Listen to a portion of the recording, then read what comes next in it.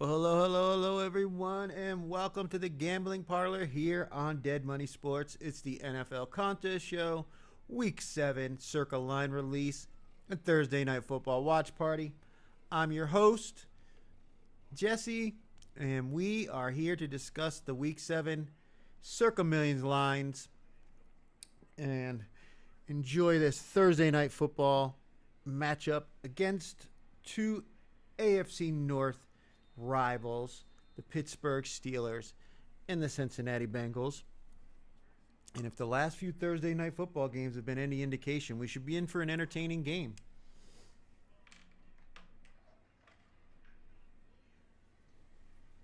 I thought about using Cincinnati plus 5.5 in the contest, but I just couldn't. I couldn't bring myself to do it.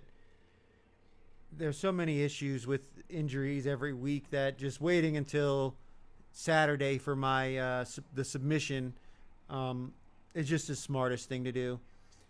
There wasn't enough obvious options for the other four for me to want to get involved. So last week, week 6, we went 4-1. We're 7-3 in the second quarter and 18-12 overall. This is the current standings for the Circa Million contest. We're right here at 18-12, tied at 282. And if you look at it, 20 points, 2 points ahead of us is where the money starts.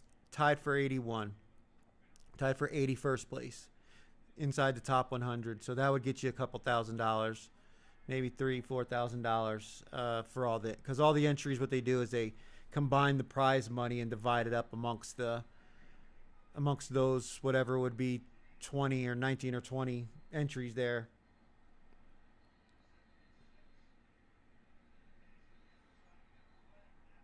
Or there's 81 entries tied at 55. That's what it is.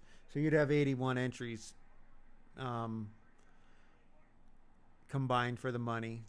But there's only one person in first, and they're at 24-6. I mean, it's a hell of a run.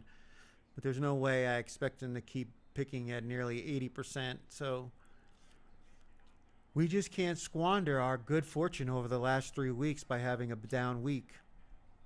The games began, though. Steelers got the ball first.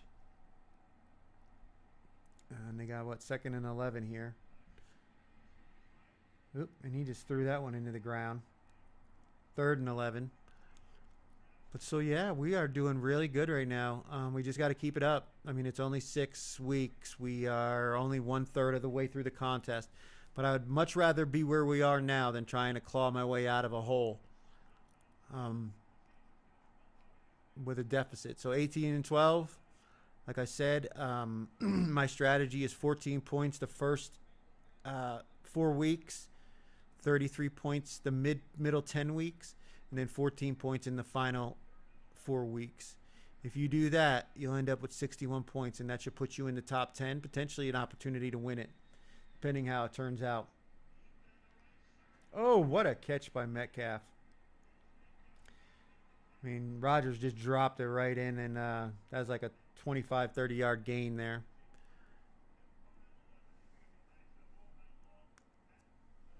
The Circa Millions didn't have nearly as many eliminations as they did week 5.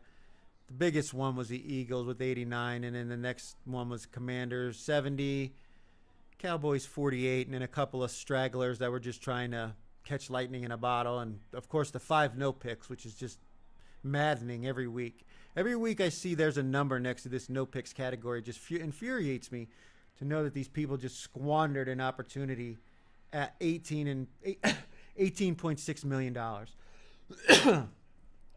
So crazy. But yeah, the Eagles obviously on Thursday Night Football, and the Commanders in heartbreaking fashion if they don't fumble the ball there with 3 minutes to go in the game, which we were watching. We actually started the live stream on Monday night, the late night at the lounge. You can join us here Monday night after Sunday night, or after Monday Night Football. But we started it after the Falcons' big win, and watched that conclusion of the Commanders here on the live stream. And that was just heartbreaking for any Commanders supporters for them to fumble that ball with the rain. Cowboys lost outright. We were on the Panthers last week in the million, so good for them that they lost. And then the Carolina Panthers won. And then again, Buffalo losing to Atlanta. We were on the Falcons, so we liked that. And then all these little stragglers here. But only 4,418 remain of the original 18,600 that started the contest.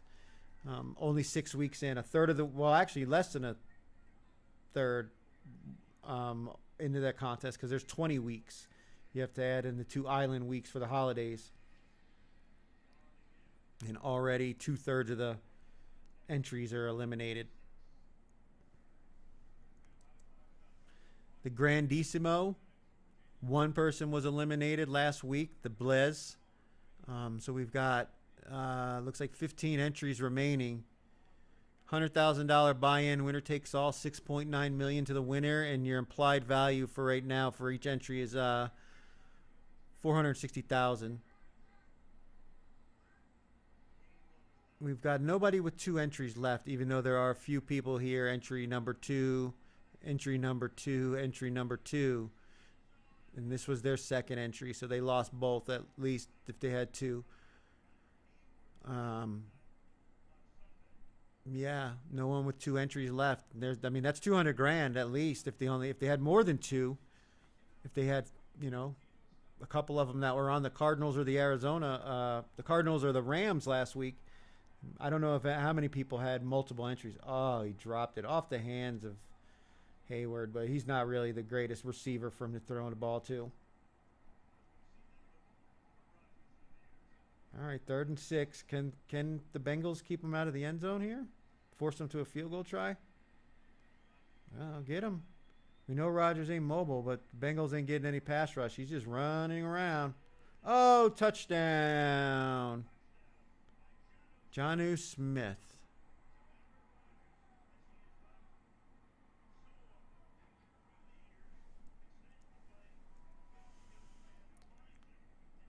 Yeah, the pass rush couldn't get anything on him, and then when the linebacker ran up to try to get to Rodgers, it just left a void in the defense there. Yeah, he comes running up, and right behind him is Jonnu.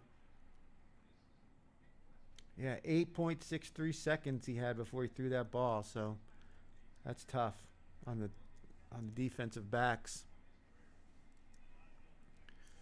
Well, yeah. So there's only 15 remaining. No way this thing makes it. I'd be shocked if it makes it. Thanksgiving will be like when the winner is determined.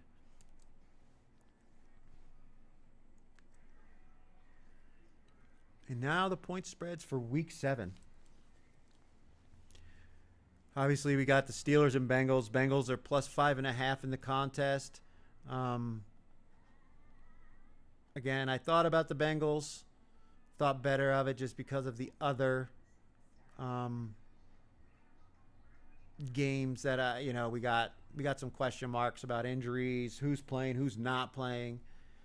So unless you're confident in the other 4 entries, there's just no point in using Thursday night unless you just have nothing left to use. Like, I think I've only used them once each season, and I know the last time I used them was when the Bengals and the Ravens played, and that was when Joe Burrow hurt his hand.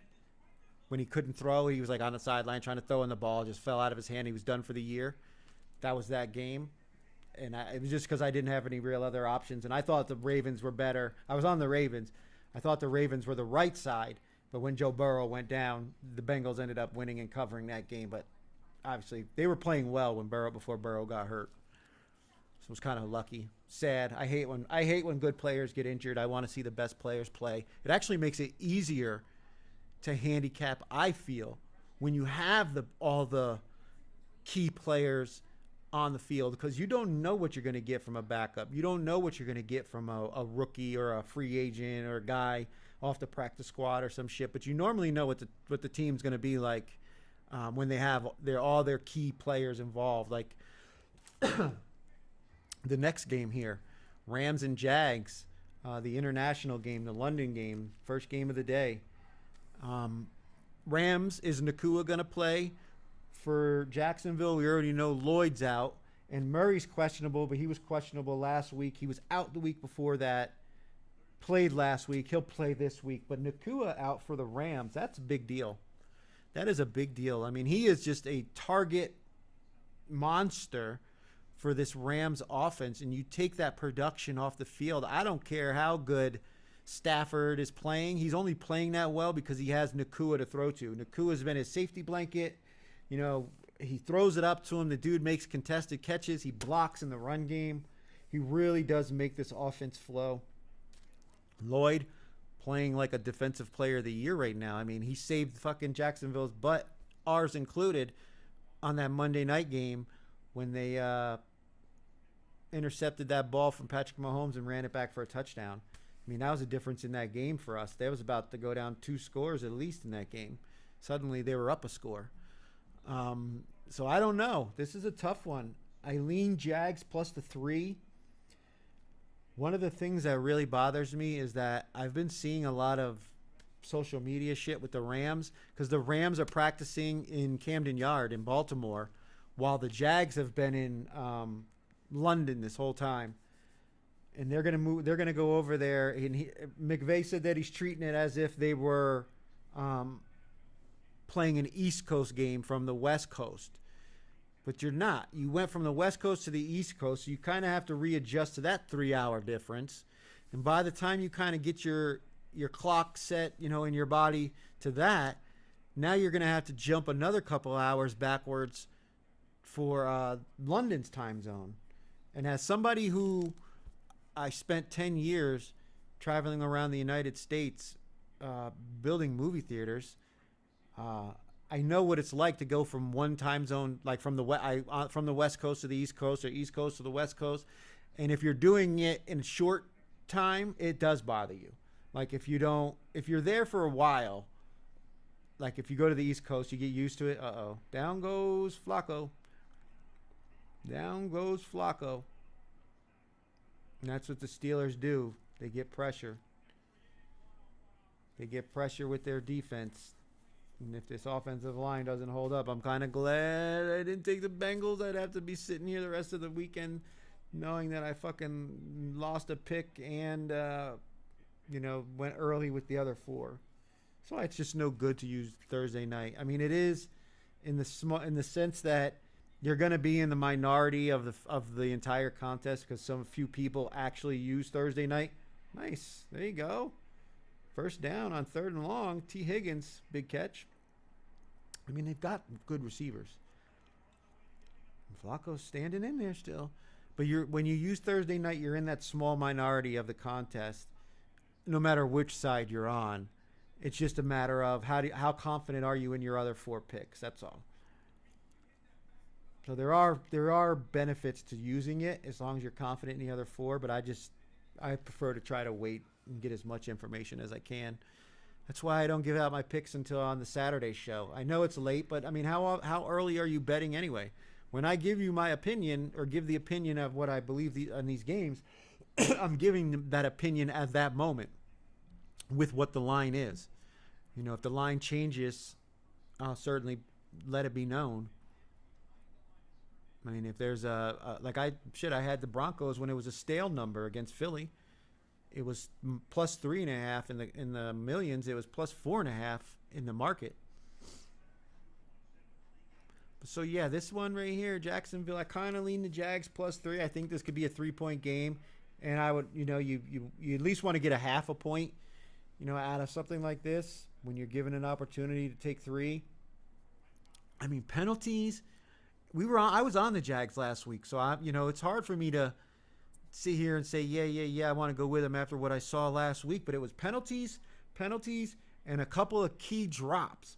One in particular by Brian Thomas, it's just baffling to see this guy play so well at certain times of the game, and then in a moment like that, drop a ball that would have kept their drive going. I want to say it was 3rd down. He had it. There was nobody around him.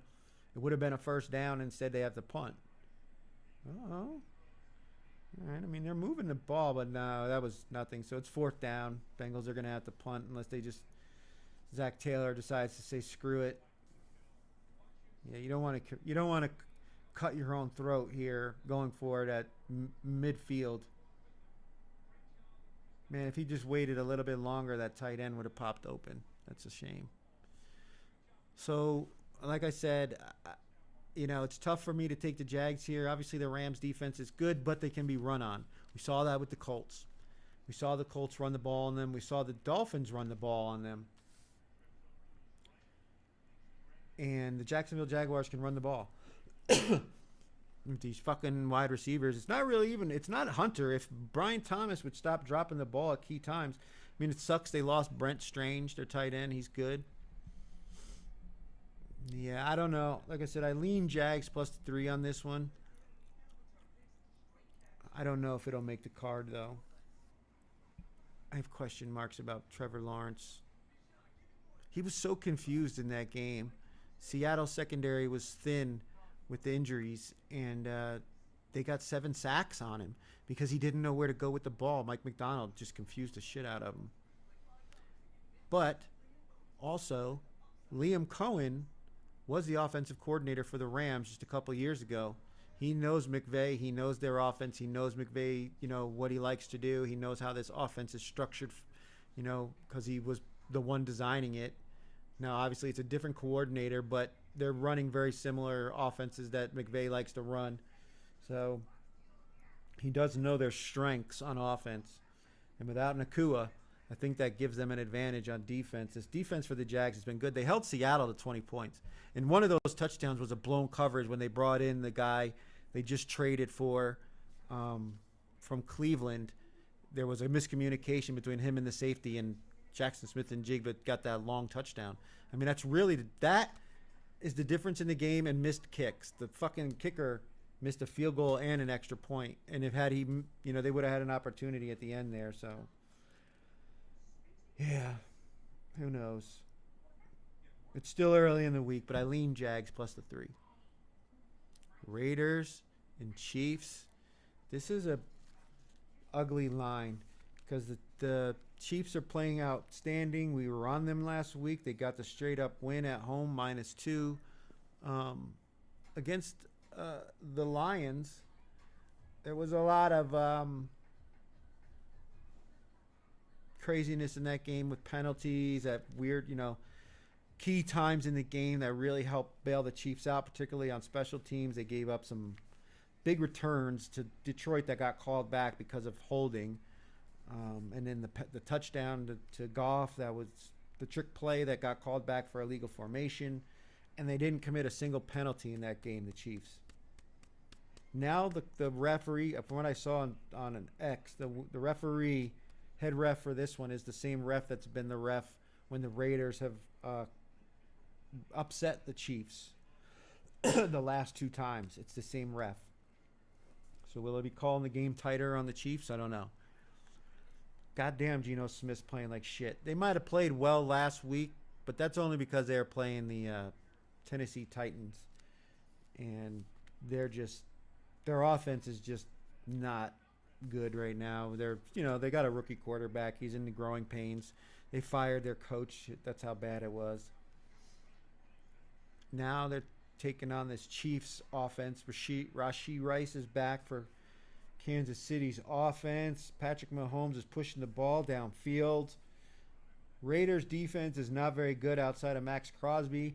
I don't know. I would have to take the Raiders in the points here, but I just feel like that's just the easiest side to take, given their history of these two teams playing tight games. And the Chiefs don't blow people out. They just don't. I mean, they blew out the Ravens a couple weeks ago, but that wasn't the Ravens team. They had a lot of injuries and had more during that game.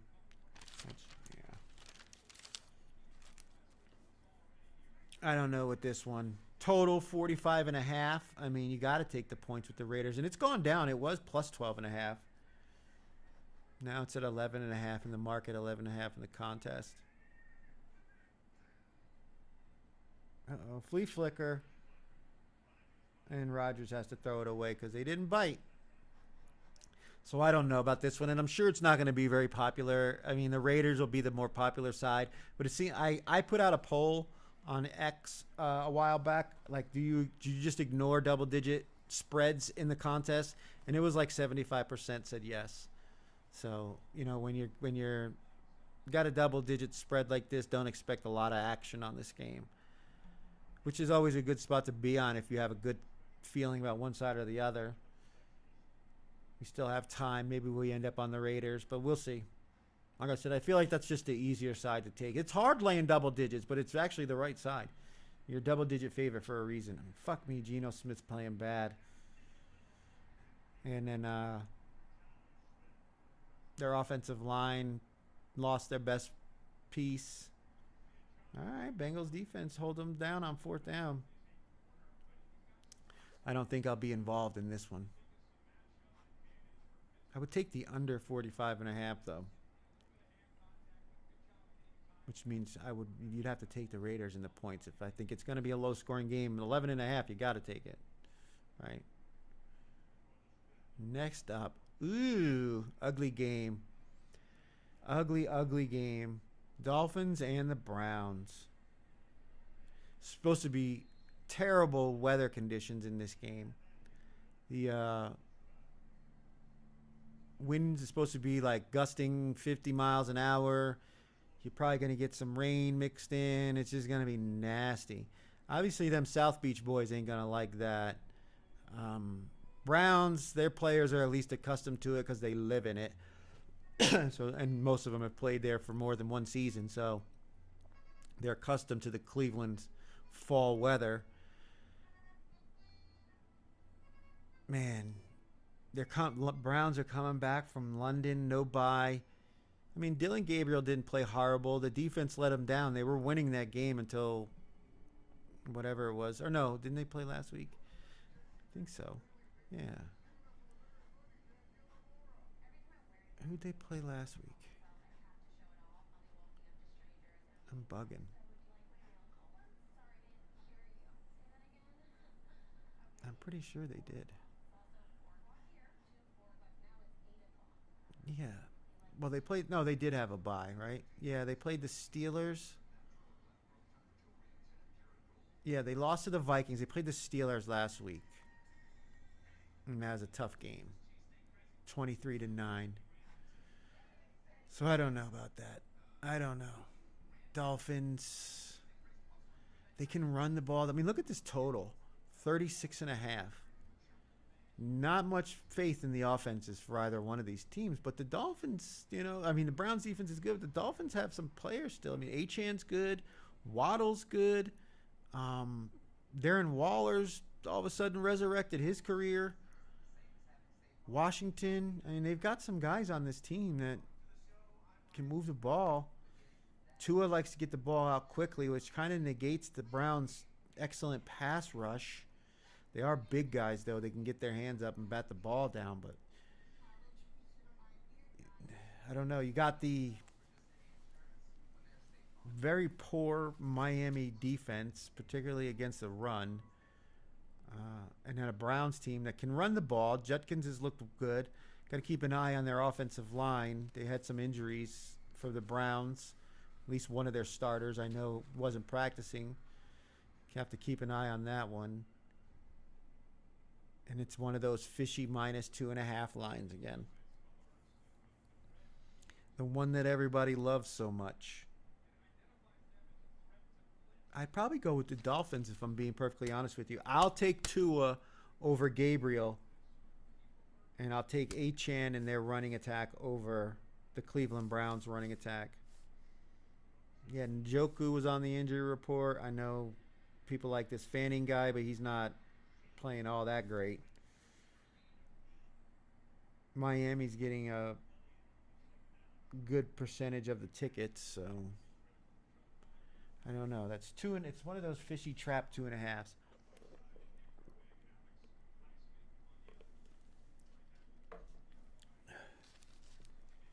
I don't know if it'll make the card. I think there's better options from what I've been looking at so far this week. Mike Vrabel revenge game. Patriots and the Titans. Got to lay a full touchdown with the Patriots if you like New England. If you like Vrabel. I kind of originally did. Because I certainly don't think Mike Vrabel's going to let the foot off the gas. If he gets an opportunity to beat this team and, hang a big number on them, they're going to do it. Tennessee's offense has not been good. New England's defense has been playing well. Their offense is playing well. Drake May's been playing well. Tennessee's defense has played all right, but they're like last week they played the fucking Raiders, so I don't put a lot of faith in the Raiders offense at all. This is a much better New England team than what they faced last week. Their offensive line is a lot better. Defensive line is a lot better. I know a lot of people are the percentage-wise is on New England of tickets at +7. I would lay it with the Patriots, but man, that's on the road. Patriots running game has struggled. They've had some turnover issues, so it could be a factor in this game. Their special teams is better though. And again, like I said, I think Vrabel will lay it down. He'll if they could win by 20, they'll win by 20. Their defense is just way better than Tennessee's offense though. So right now I like the Patriots -7, but I gotta say 75% of the bets are on New England right now, which definitely gives me pause. But you also have to think about it. There's going to be a week when the public wins. Just like there's always a week every season when, these sports books are what they're trying to do. They're not trying to predict an outcome. What they're trying to do is get equal betting on both sides, and they get it wrong. So there are weeks when, big favorites just win, and they're the popular side.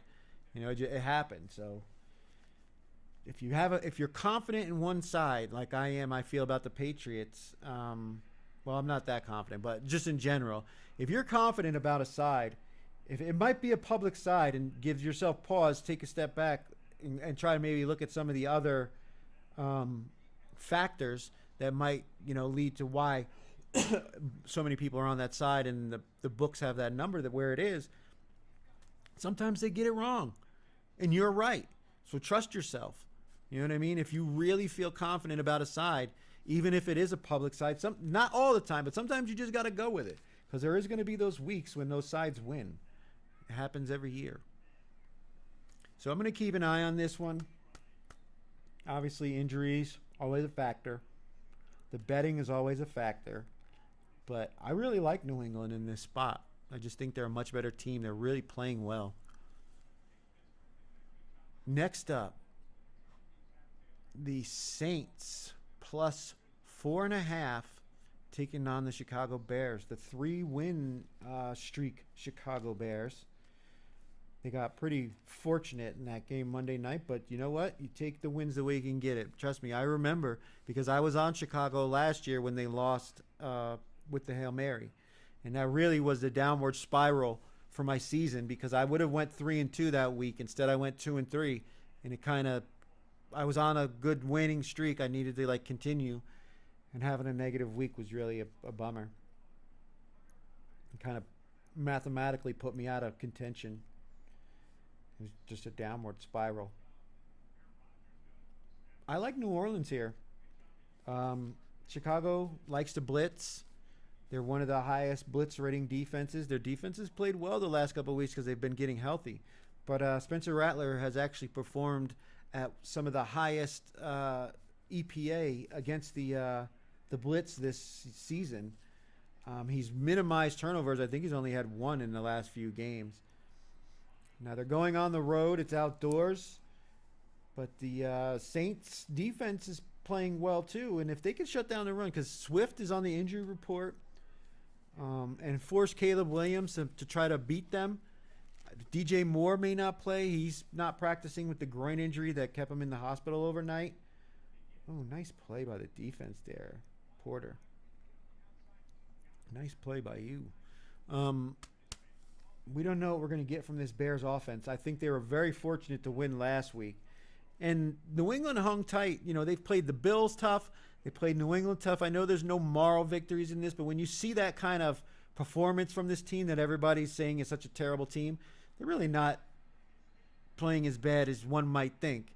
They're losing one-score games. Those are a lot of times it comes down to a turnover here, a converted third down there, a penalty for a first down there that keeps a drive going that really determine the outcome of these one-score games. And I'm willing to take the Saints on the road with the 4.5. I think this one might make the card. That's one of the more confident sides I'm willing to say right here on Thursday. That I don't think there's going to be a lot of change, other than if Alvin Kamara gets traded between now and Sunday or Saturday when the picks got to be submitted. I could say with pretty confidence that the Saints are going to be on the card. I mean, the line is anywhere in the market. It's anywhere from it was 5.5 at some places, but it's been going down. Now it's 5 or 4.5, and the opening was plus 7.5. So a lot of money on the Saints here to drive this number down. I said, and they've been very fortunate. They've been Chicago's been leaning more on their defense to get them with turnovers and shit. And like I said, Spencer Rattler's been good at not turning the ball over. Kamara and Miller are two of the better running backs at breaking tackles. So I like that. Grady Jarrett for the Bears still not practicing as well. So yeah. And I think the Saints are getting healthy on their offensive line as well. All three of their tight ends are now healthy with Taysom Hill, Moreau, and Juwan Johnson.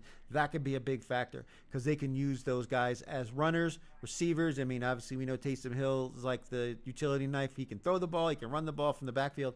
It's really going to put a strain on this Chicago Bears defense. So what is going on with this thing?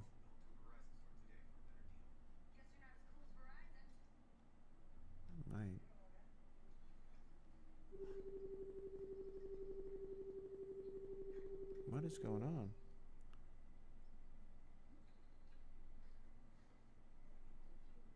Hello? Oh, all right. Oh, I don't know if it was the phone might have been ringing. It was messing with my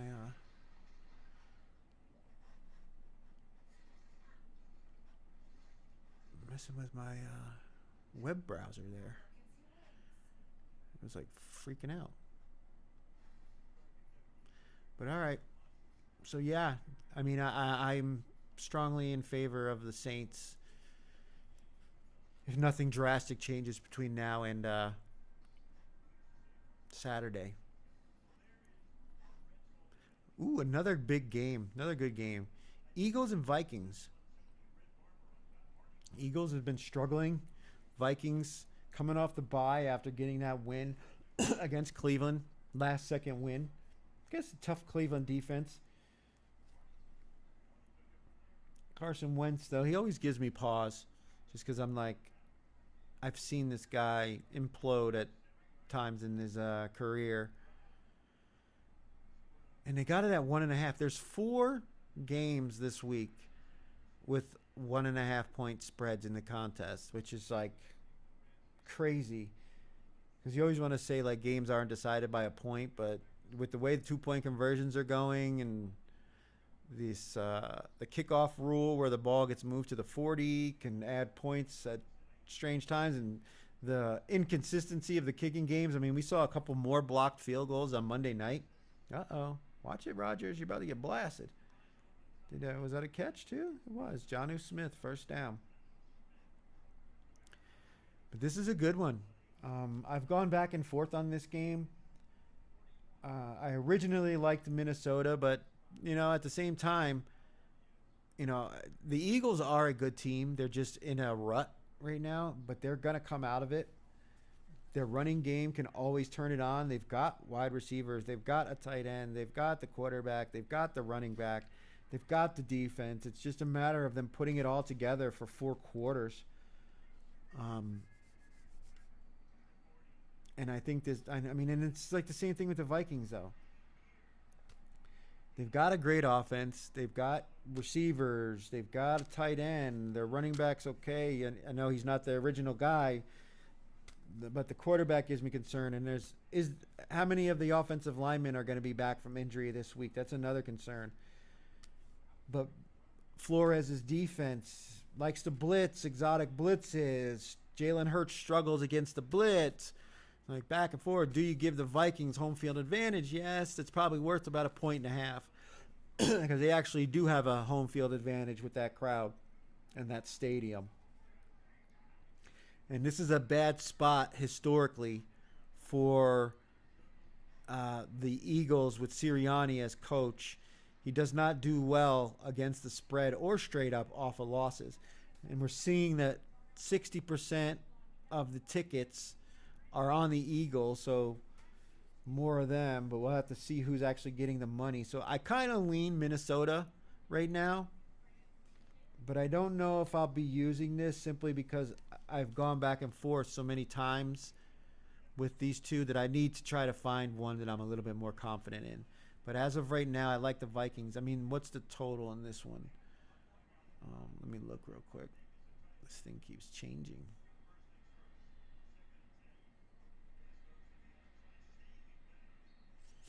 43.5, 44, 43.5, we'll say. This is what it looks like the consensus is. So not expecting a high-scoring shootout. It's not like the Lions and Bucks game with 55. And then I guess that's why the spread is so low. I could see this defensive line for the Eagles forcing Carson Wentz to make some mistakes. So this is a tough one. I'm going to have to look deeper into this. I lean Minnesota plus 1.5 right now.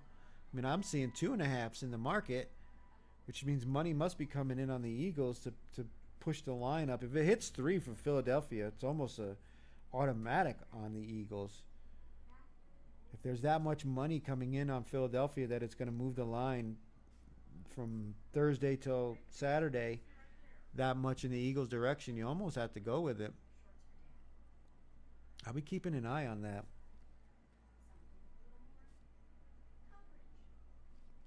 Again, sometimes the popular side is the right side. Not always, but sometimes. If you're confident in a pick, go with it.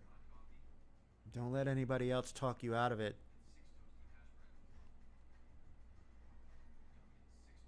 Panthers and Jets.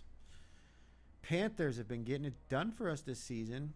They won outright as 3-point home dogs last week, but now they're in a new role.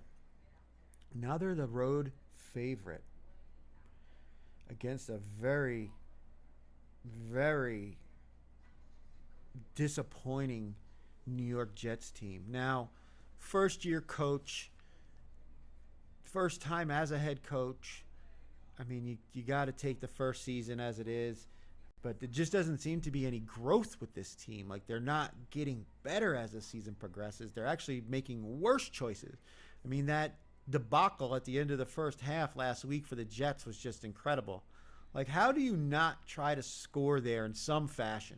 Even if you stop the clock with a couple seconds left and you just throw a Hail Mary into the end zone, you have to try something. You can't play scared like that.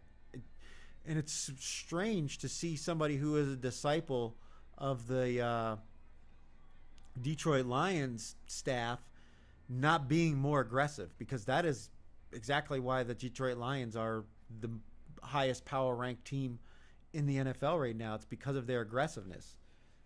They're willing to go for it. They're willing to try to keep their foot down and, crush the other team. But now we've got the Panthers as road favorites. Only 1.5. So, again, this is one of those 4 games with a 1.5 point spread, or 5. 1, 2, three, four, five. 5 games with a 1.5 point spread, which is essentially win. I mean, everything in my body says take Carolina. We've won with them. I've watched how good they've played the last few weeks. It's why I was confident in them as a home dog last week. And I want to say we had them at least twice. We've used them at least twice this year. They might be the team that I originally, because I said Tennessee's going to be the team that has more against the spread wins than they have straight up wins. Carolina's 3-3 though, so they're actually a playoff contender. You know, they beat the Falcons already.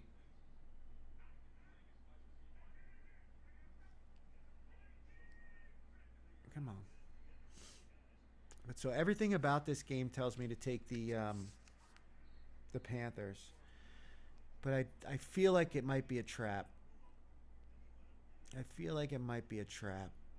Where are they at? Okay, we're 1-1 with the Panthers on the year. 1-1. When did we lose with them?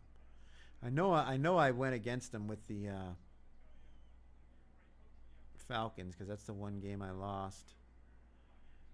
I'm 1-1 on them and 1-1 betting against them.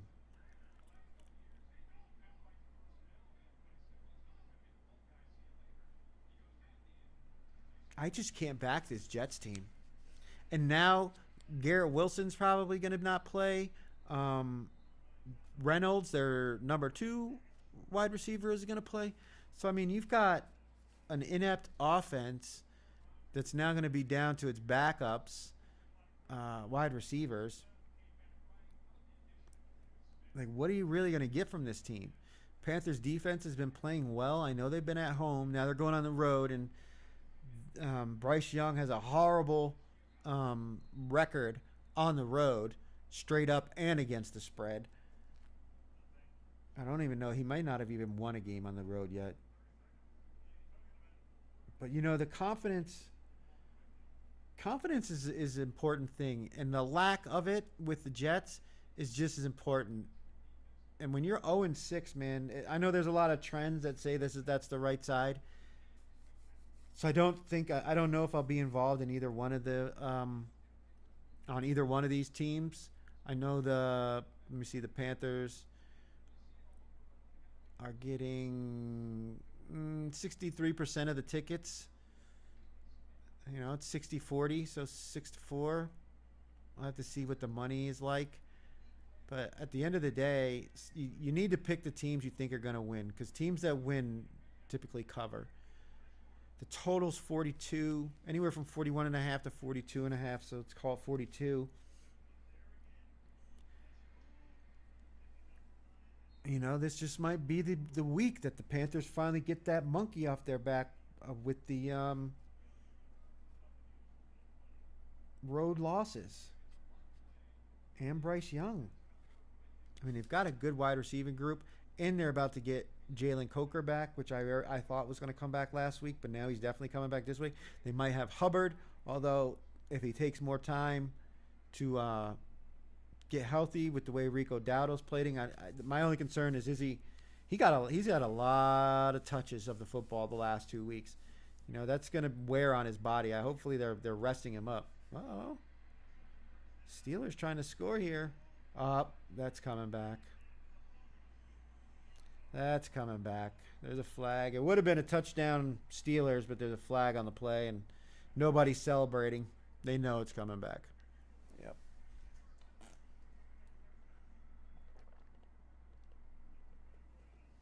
Frazier. Number 54, Frazier. With the hold. Took a Jalen Warren touchdown off the board.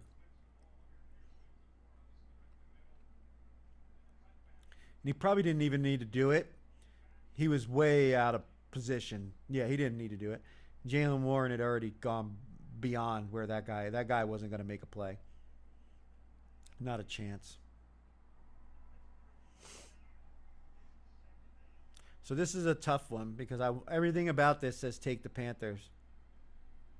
Everything about this says take the Panthers. Believe what you see with your eyes. You know what I mean?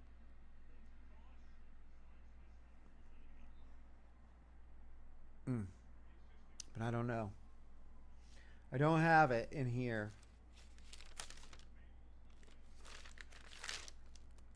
It wasn't one of my original 5. I actually had the Jets, but again,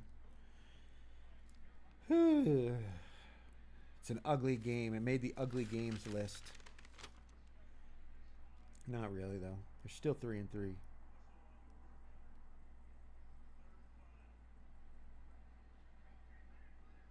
Better team. There's still doubt if this is who they really are. So I don't know. I'll probably end up leaving this one alone. These 1.5s are going to be popular too, because people are basically going to look at these 1.5 point spreads and say to themselves, I just got to pick the winner. And which is basically the truth. These are games that are so close that you just need to pick which team is going to win. And there's a pretty good chance you're going to end up on the right side. Uh-oh. Well, holding them to, it's 4th and 1. They're going to go for it? Or are they going to take the field goal? Oh, no, they're doing the old tush push. Did they call a false start on the Steelers on a tush push?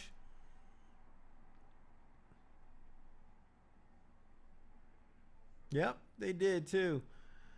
Somebody said this might be the week where the Eagles get called for the tush push false starts.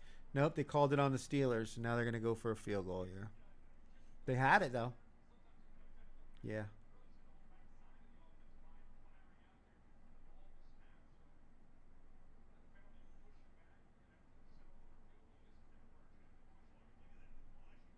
I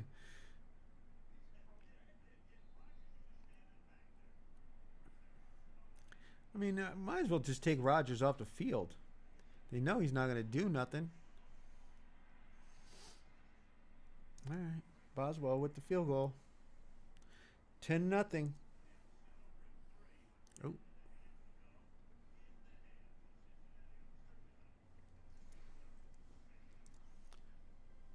Oh.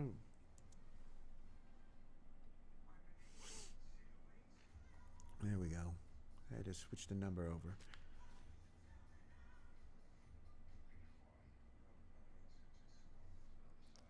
Yeah, I don't know.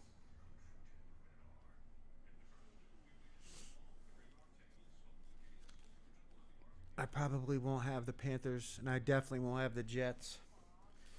I'm scared. The Jets, no team's going to go 0-17. I don't think. So there's a win in the Jets' future. Colts and Chargers.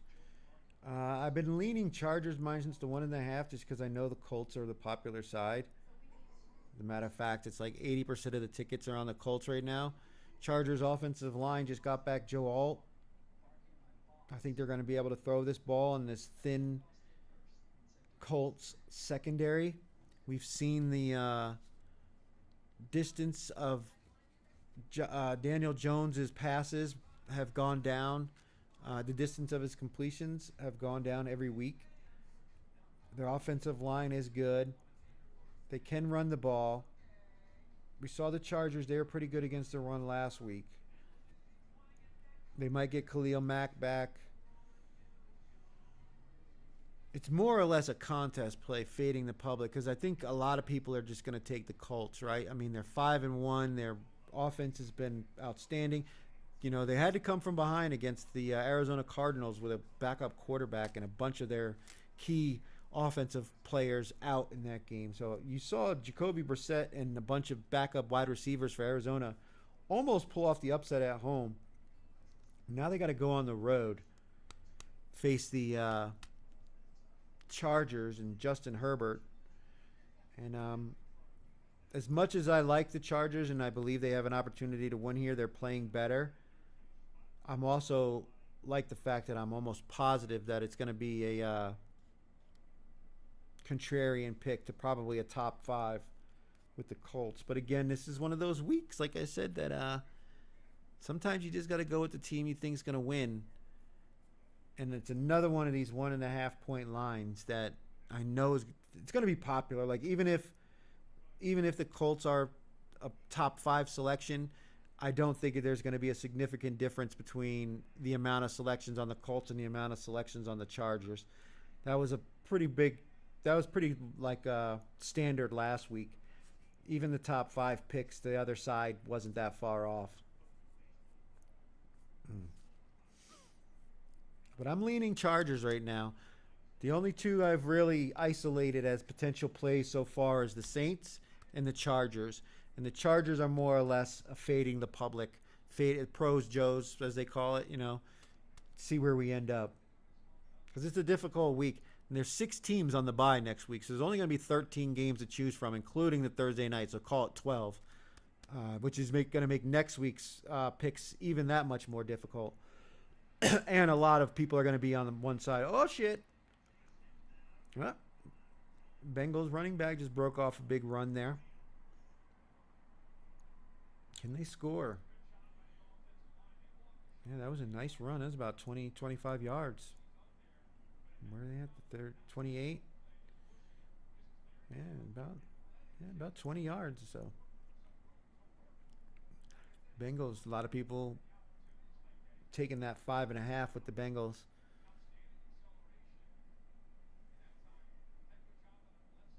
Next up, Giants at Broncos.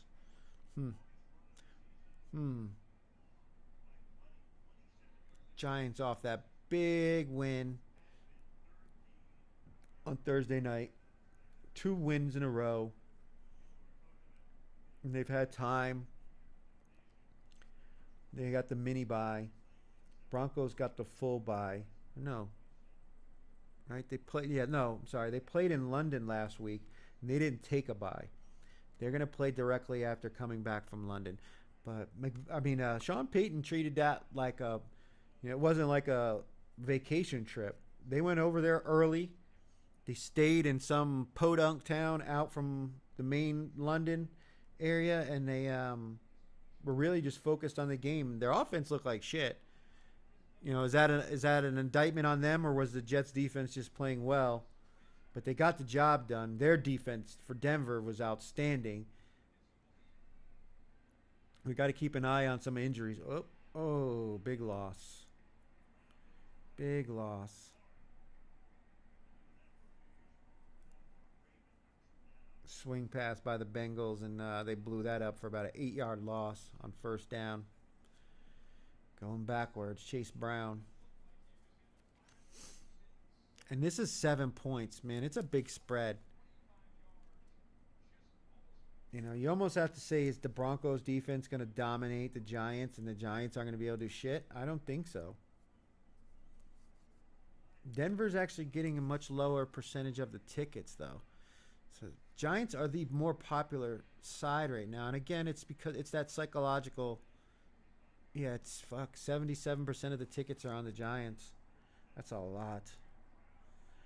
It's that psychological mind game that it's easier to take 7 points and say, well, if they don't win, I still have 7 points in my back pocket as a backdoor cover,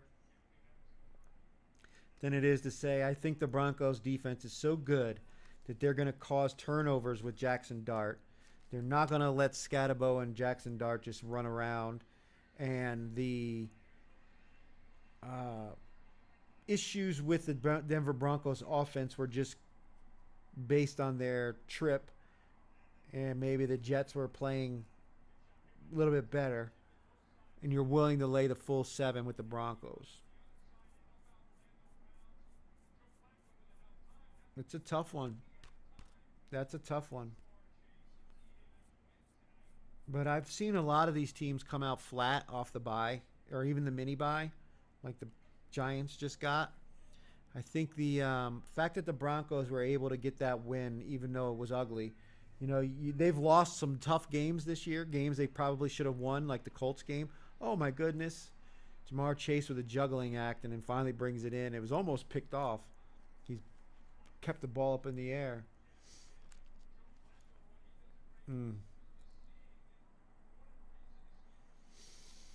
Right now, if I had a gun to my head, I'd say Broncos. Lay the 7 with the Broncos. I think this could end up being a push, though. I mean, it is on the road. Or no, the Giants are on the road. The Broncos are at home. Got them up in that altitude. The weather could be nasty. I mean, the Giants play outdoors, too, so. This is a difficult one. I don't expect either side to. Well, the Giants will be the more popular side because it's easier, again, to take the 7 than it is to lay 7.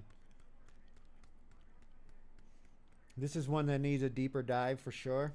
I haven't really gone into it as much as I should because what it's saying to me right now is I should be on Denver. And try to fade the public again. It's worked pretty well so far this year. But again, there is going to be that week. The top 5 in Circa Million, it still hasn't had a winning week yet, but it's coming. There's going to be one, at least. Cowboys and Commanders. Commanders off that tough loss on Monday night. Cowboys off that loss to the Panthers. They were leading in that game. That was back and forth. Their defense just couldn't stop the run. Dallas is getting a lot more of the tickets right now. They are the more popular side as far as the public's concerned.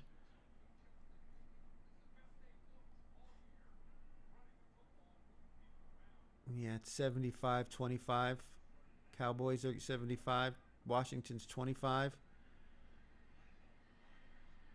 Total is 54.5.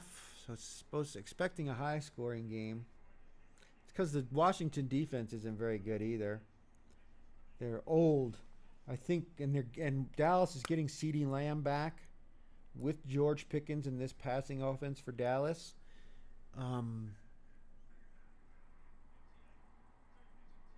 It's 1.5. Another one of these 1.5s that's going to be so popular this week. I lean Dallas. I mean, I'm certainly considering it. I just think their offense can score. I'm not overly confident in Washington as a team. I think they've been lucky. They've still got some guys out. It looks like Samuel and McLaurin aren't practicing yet this week. So they may not be available, which limits their offense, especially in the passing game. And I know they've gotten some good running out of their rookie quarterback, Bill. But, Dallas's defense is going to eventually put together a good game. They're not going to get blown out, or they're not going to give up 30 points every week. Divisional matchup, these two teams know each other, and the Cowboys are at home. I see that the tickets are on Dallas, and Washington would more than likely be the right side to take, but everything in me says this is the Cowboys. Oh, did he catch it? Touchdown. Touchdown, Bengals.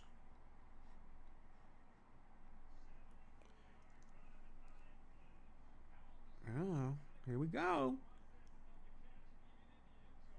I wonder how many Survivor entries are on Steelers this week. Because it's really starting to get... Did he catch it? He never caught that. Fuck.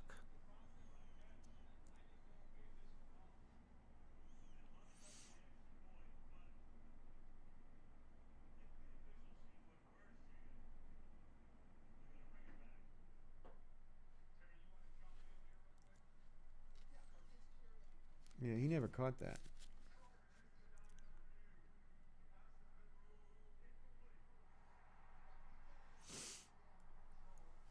So everything about this game, it says Dallas to me. I think Pickens and CeeDee Lamb, and I think they're going to eat this Washington secondary up.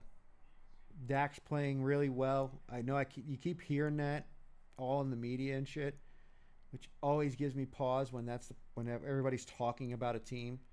You want to do a little bit deeper dive. But as of right now, I would take the Cowboys plus the 1.5. So I'm leaning public. The wide receivers for Washington being out just really gives me concern, and I think they were able to hang with a Bears team that, you know. Oh, nice! Now that's a touchdown. They got it that time.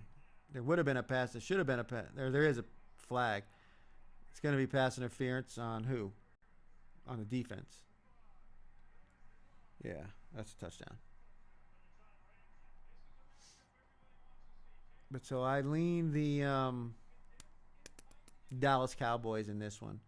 But we'll see if it makes the card or not. It could. It might. Bingo. Yeah, he was about 6 yards away from Ramsey. McPherson's a pretty good kicker, so.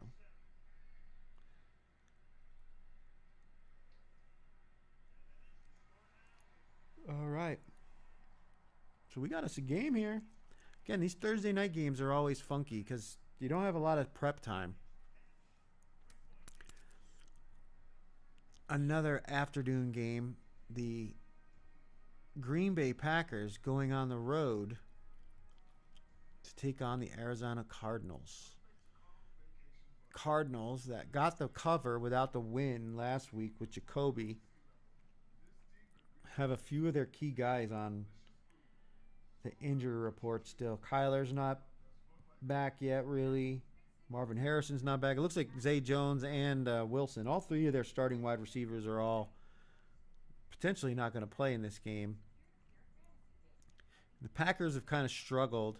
I mean, they kept getting out ahead of the Bengals, and then they, the Bengals would score. Like their defense wasn't really closing the door in these games. So 6.5 it's kind of a big number, especially on the road against a Cardinals team that does have the potential to score. Their defense has been okay. I mean, they're not great, but they don't give up a lot of points either. And this is a tough spot here. I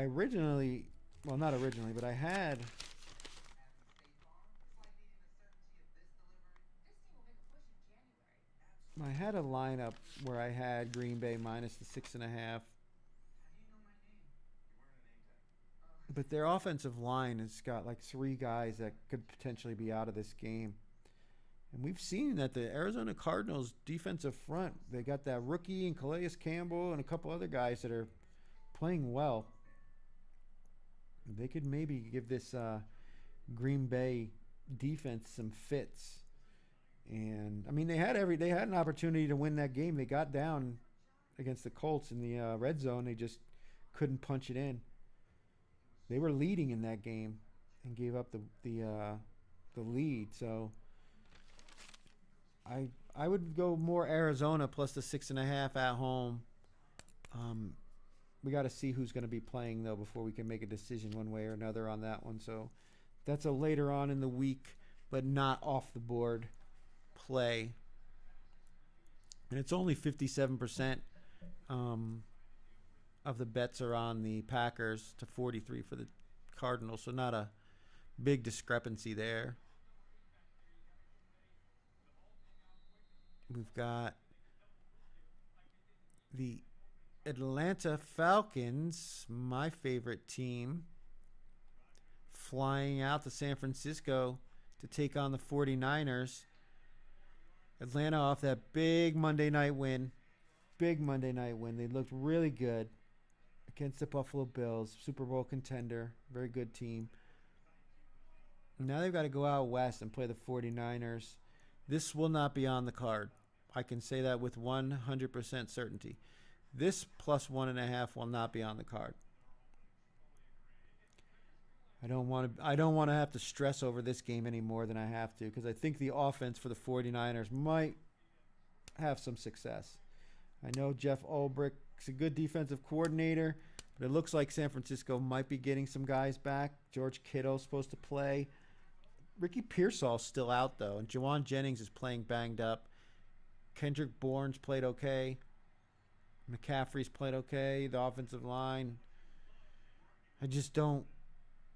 I don't know. I don't have a lot of confidence this week. I've said it, and 76% of the bets are on Atlanta right now. And there's no way I'd take the other side with San Francisco. Oh, shit. Oh, interception, Bengals. Man, Rodgers just threw a pick, and now he's returning it. He wasn't touched. He was not down. Damn, they got it all the way back to the Bengals' 45-yard line. Wow. They're going to have to go back and take a look at that. If the Pittsburgh Steelers defender or wide receiver touched that guy while he was going down, he's going to be down way back on the other side of the field. But if he didn't touch him, man, that's a hell of a play. Yeah, the safety was right there. Did he touch his foot? Whoa. Yep, right there. He's down. Yeah, that's back to the 25-yard line, wherever the logo is for the NFL shield there. That sucks that they're not going to get that return. That would have set him up perfect, but just taking a possession away from the Steelers there is huge. Huge. No points for them. Yeah, they're bringing it back.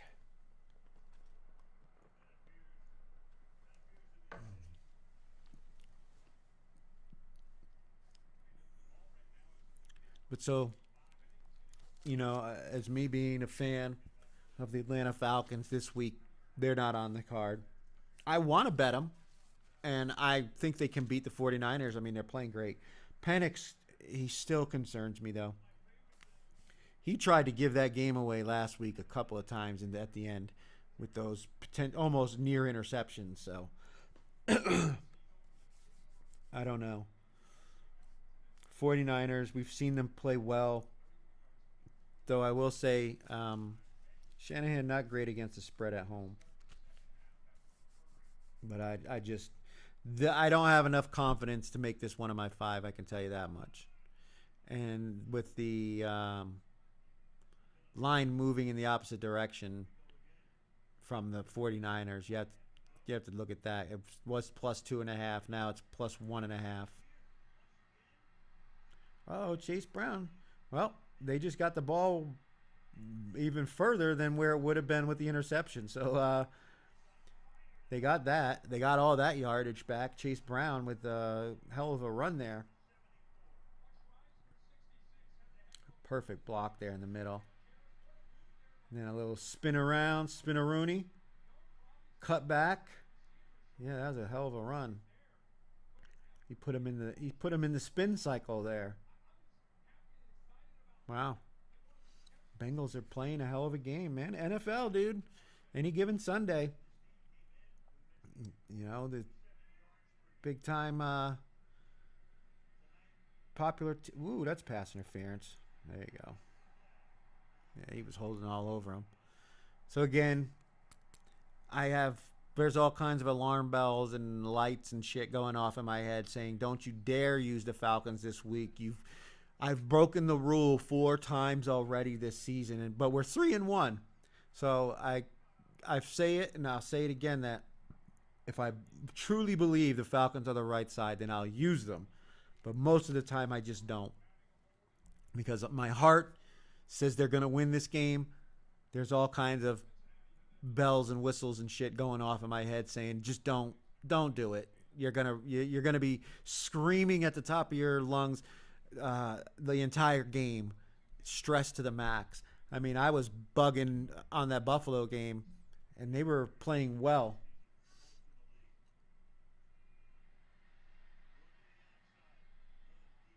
They do have a history, though, the 49ers and the Falcons. For a long time there, the Falcons were in the same division as the 49ers. And that was like the Jerry Rice, Steve Young days, man. They used to whoop up on the Falcons. So the Falcons owe them some anyway. Hopefully Bijan has a hell of a game against that thin defense for the 49ers with all their big star players out for the year. It's a shame. Bucks and Lions, what a matchup. Monday Night Football. We get 2 games on Monday night, and this one is the marquee matchup. This is a repeat of the playoffs from a few years ago. Oh, shit. And the Bengals just scored. T. Higgins. Oh, snap. Oh, snap.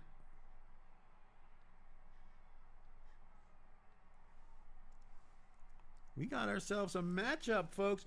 2 minutes and 52 seconds in the first half. Bengals take the lead. Waiting on the extra point. It'd be a 4-point lead plus 5.5. You're looking lovely right now if you had the nuts to take the Bengals plus the 5.5, which it seems like it was a popular side. I mean, I said I thought about it, but I couldn't do it. There you go.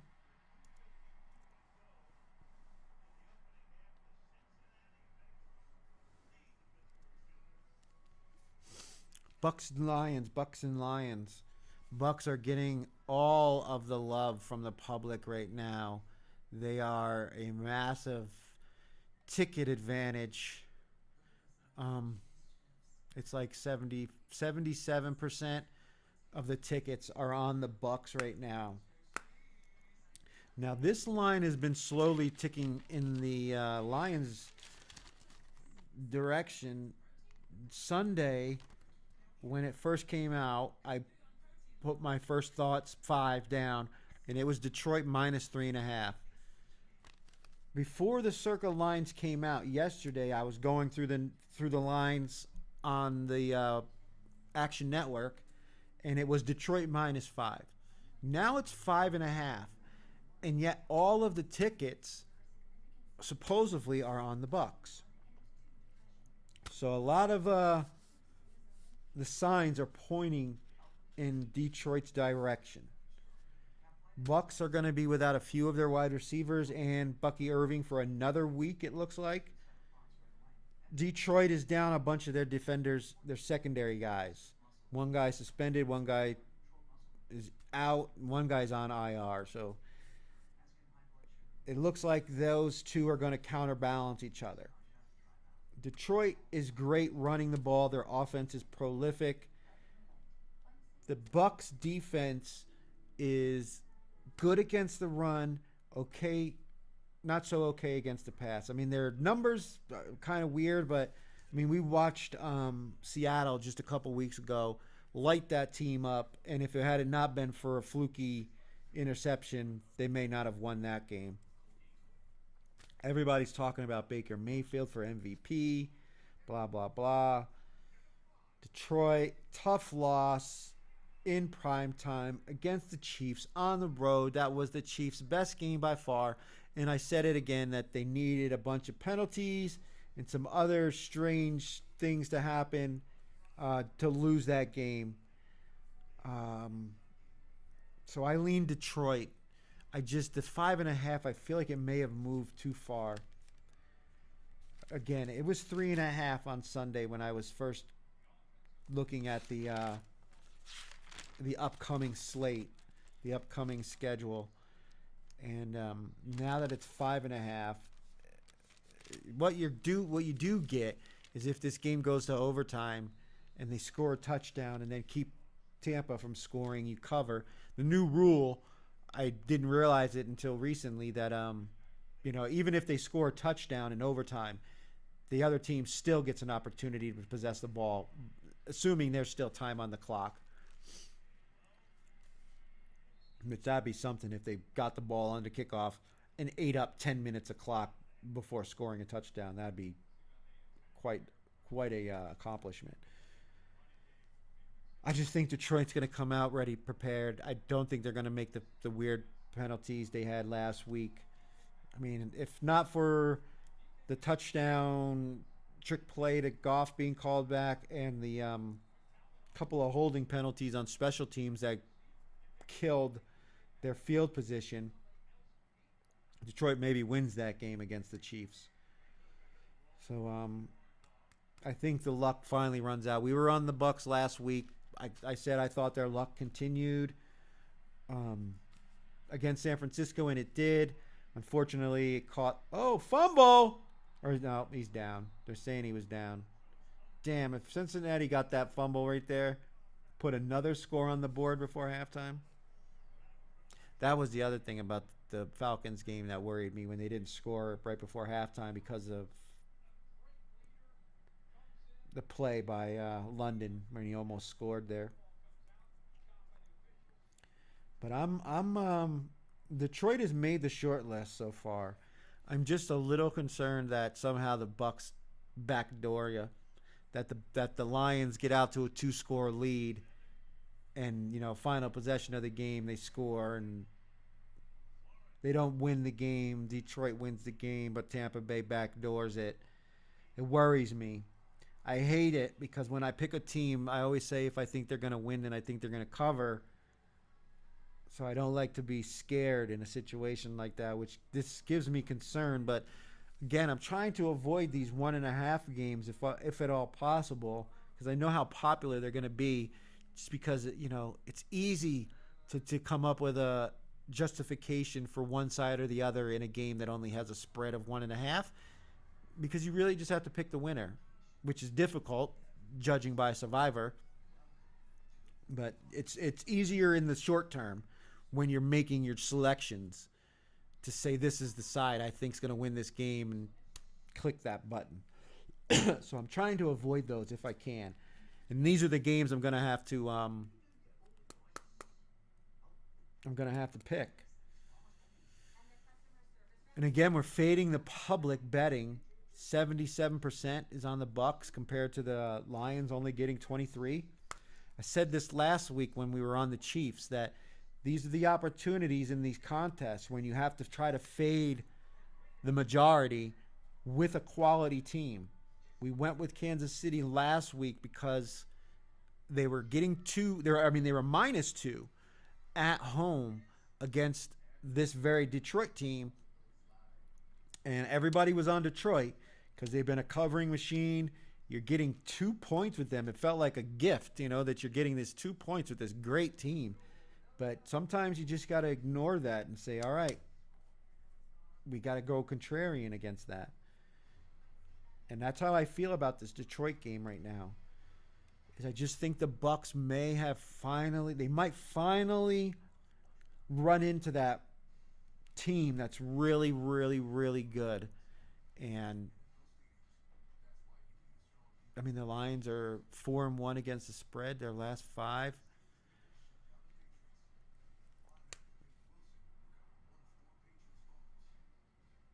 Yeah, I think this one might make the card. I hate that it's in just a short period of time. It went from 3.5 to 5.5. I would have loved if it would have stayed at 5, but 5, 6.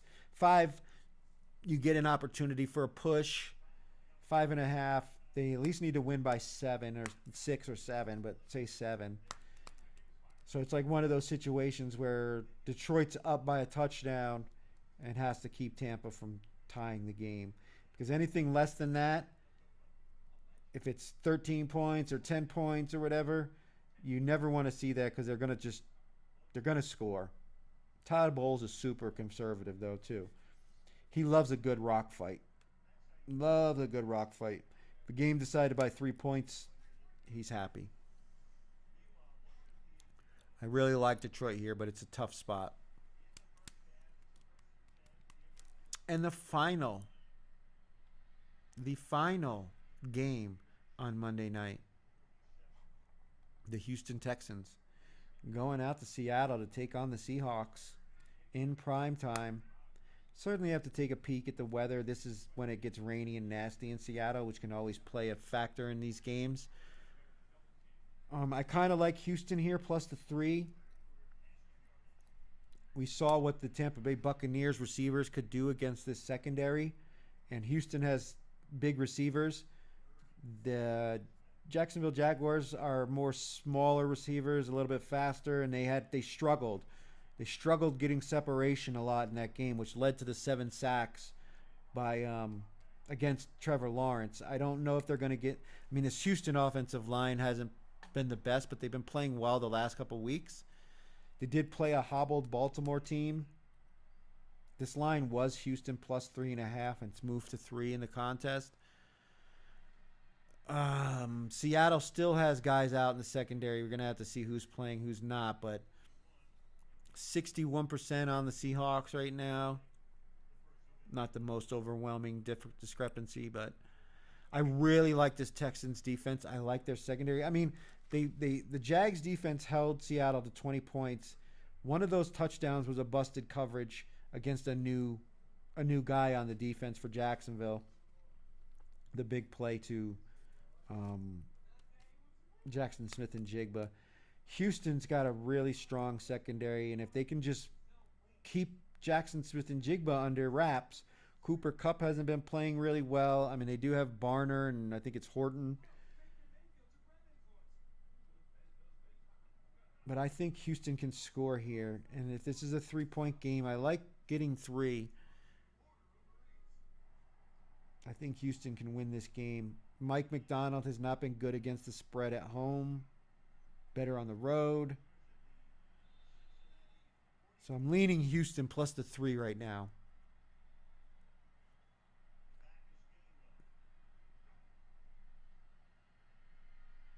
Oh, no, he's down.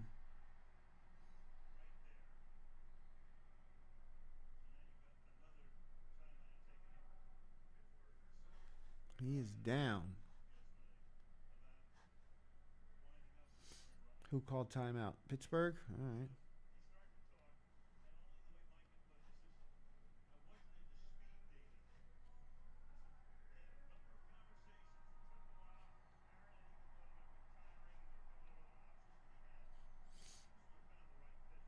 Are they going to put some points on the board before the half?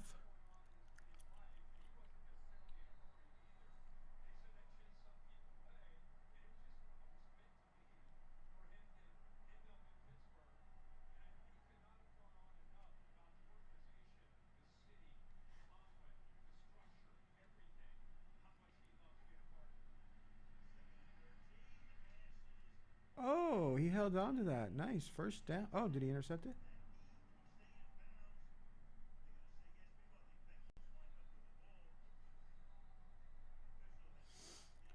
Was it a catch or an interception? Because they're having to talk to one another. Cincinnati Bengals DB came up with the ball. Yeah, they're saying interception.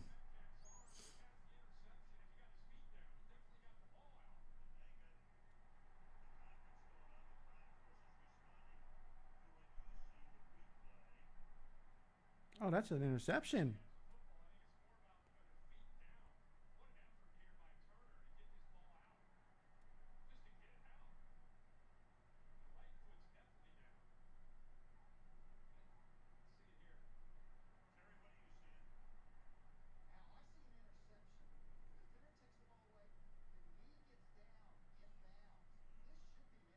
Mm.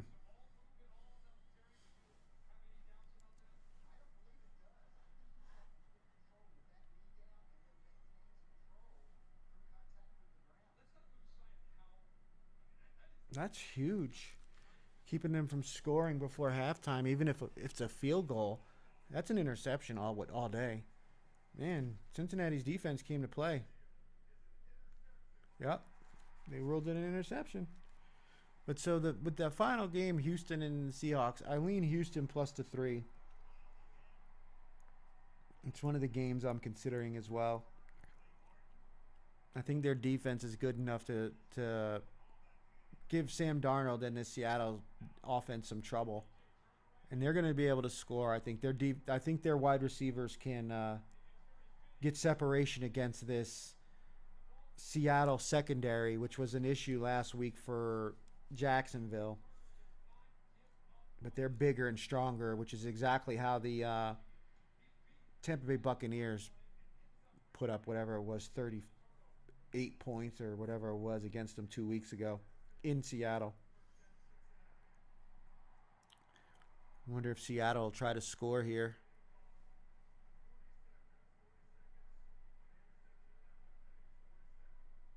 "40 seconds. Only one timeout for Seattle, so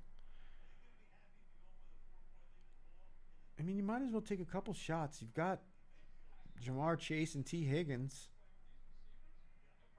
If you don't get anything on like the first play, whoa.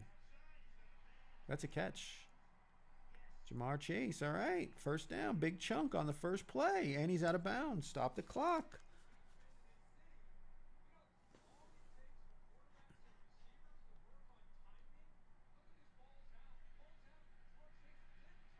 I don't know how I feel about having 2 Monday night games, though. Oh, yeah, that's a catch all day. Toe drag swag by Chase. Yeah, Ramsey got smoked on that one.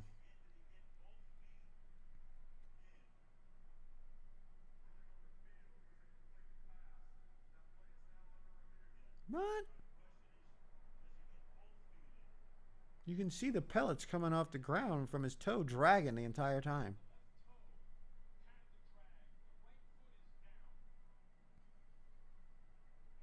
They're just stalling the game now.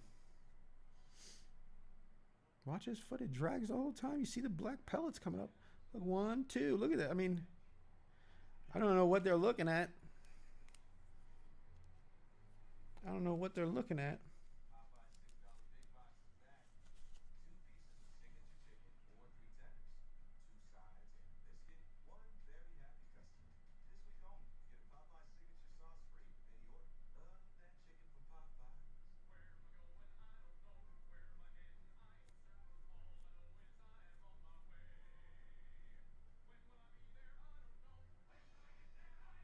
Mm-hmm.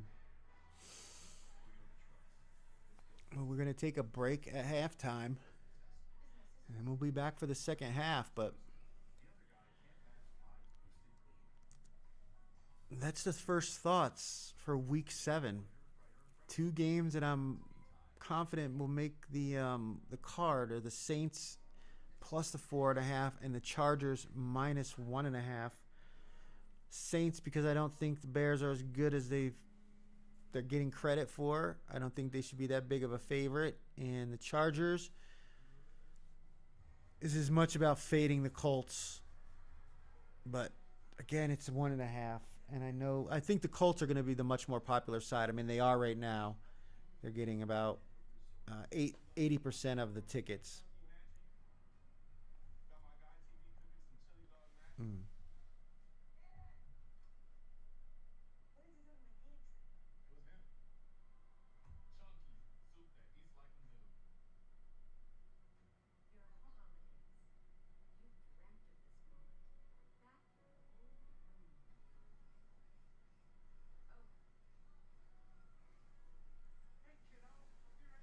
Mm.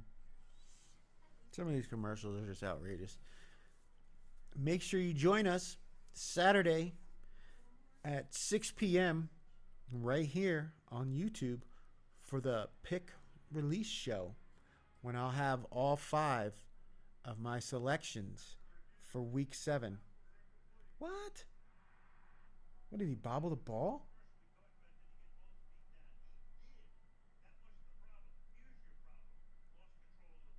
Oh, come on.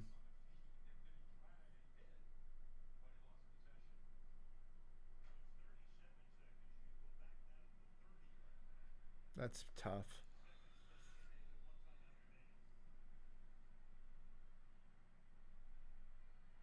Make a catch, Chase. Come on. All right. Redeems himself. Get out of bounds. There he goes. Smart.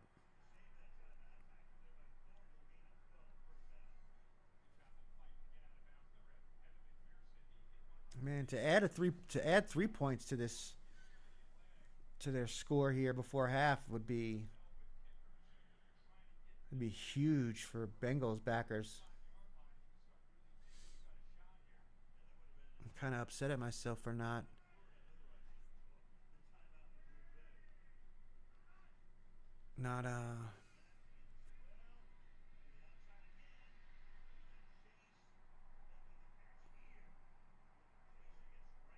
another completion and out of bounds. So not a first down, but it gained about 9 yards. They're getting close to field goal range for McPherson.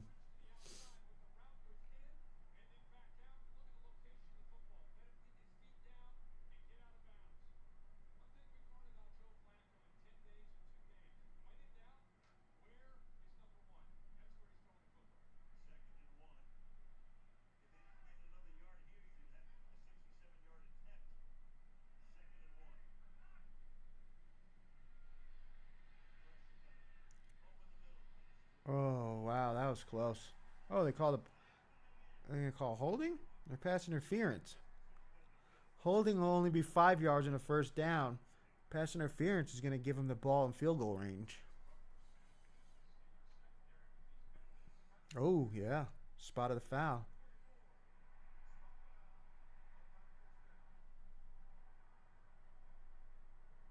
So right now, the Bengals are in field goal range. 20-something seconds to go.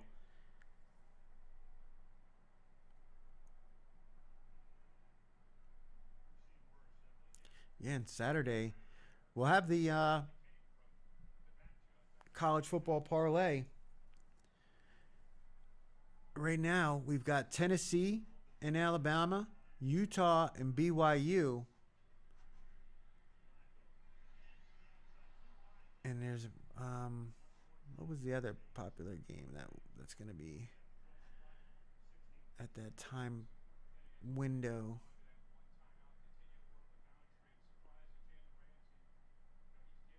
USC and Notre Dame. That's going to be another good one. USC, Notre Dame, Tennessee, Alabama, Utah, and BYU. You also have Auburn and Missouri. There's a great bunch of games on this Saturday. But we will have the... Oh, there we go. The college football parlay. All right, you're going to have to, what, spike it? Yeah.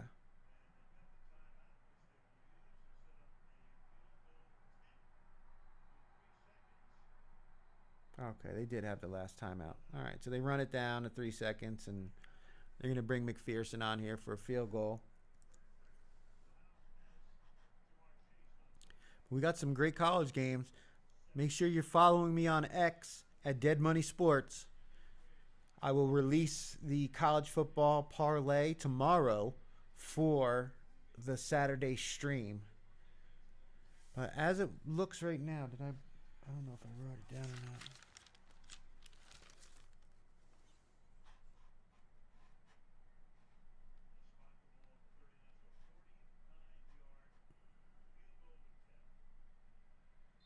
Here we go. McPherson lining it up.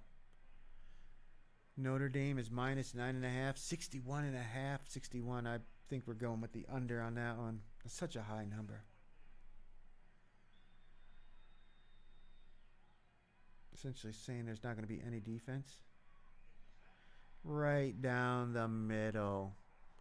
Right down the middle. And the Bengals go into the locker room up 17-10.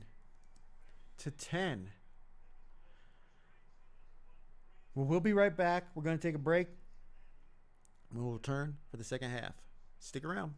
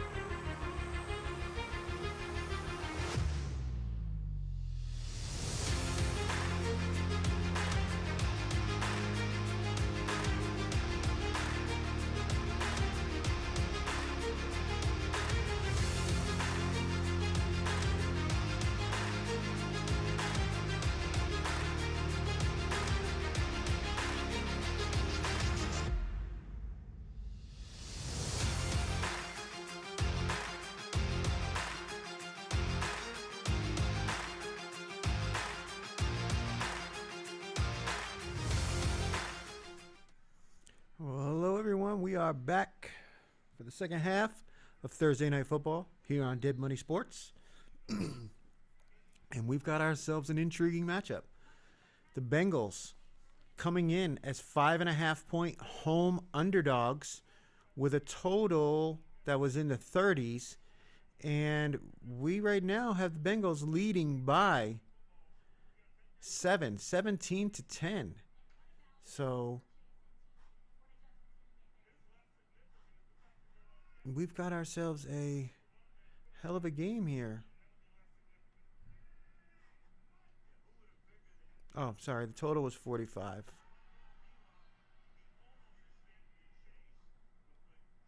Oop, wrong one.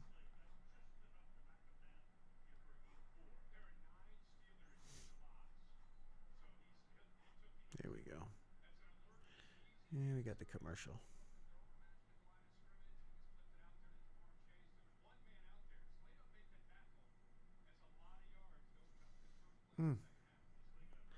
Uh-oh. And so the Bengals get the ball to start the second half.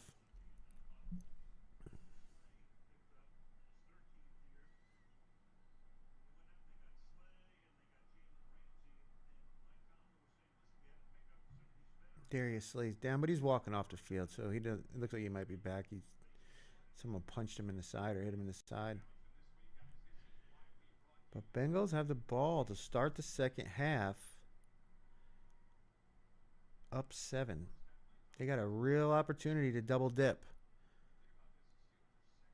They scored right before the half, and if they come out and score now,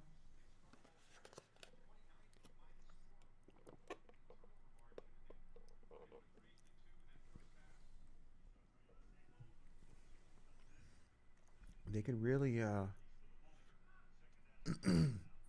put the clamps on this Steelers team here.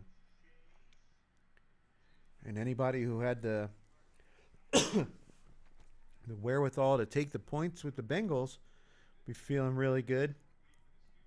And if you're holding a money line ticket, all right.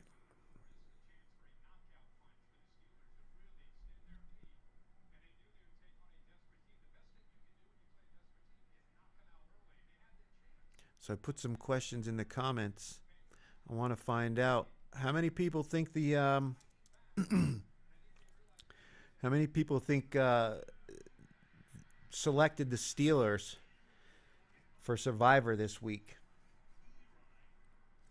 There is 4,300 or so entries remaining. About 4,000, let's say, give or take. So how many of that 4,000 use the Steelers this week and are sweating? I mean, Thursday nights have been massacres for the favorites the last couple of weeks. We saw the Giants win outright against Philly last week. We saw the 49ers win as big road dogs against the Rams 2 weeks ago. That took like over 3,000 entries out of Survivor. Now you've got the Pittsburgh Steelers coming into Cincinnati at -5.5, another big road dog. But you got to wonder how many people are like, you know, maybe this isn't the right spot with the way things have been going with these big road dogs on Thursday Night Football, that perhaps Pittsburgh's not the time. But I'm going to at least 125. I'll say 125. I was way off last week on the Eagles.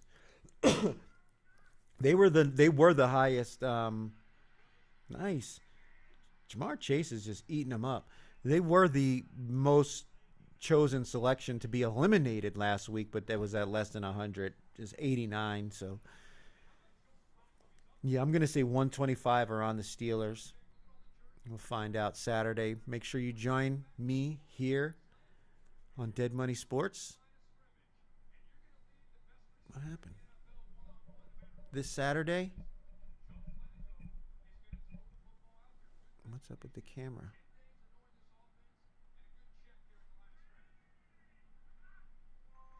There it goes. We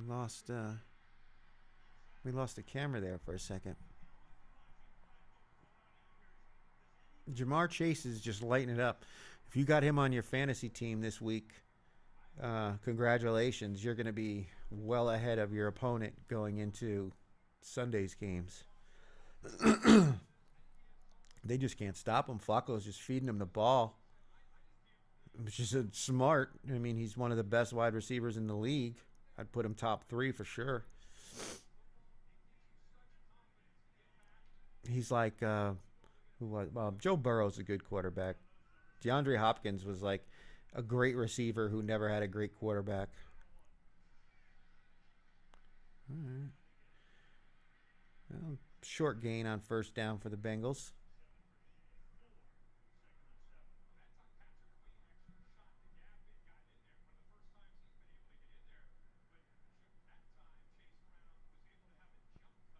Mm. This is by far Chase Brown's best game of the season. He's 7 carries for 84 yards. The Bengals' run game has been non-existent this season, so to see them putting up this kind of yardage against the Steelers' vaunted defense is something. These Thursday games, oh shit! No, that was a threw it in the direction of T. Higgins, but about I think it might have landed in the third row of the bleachers there.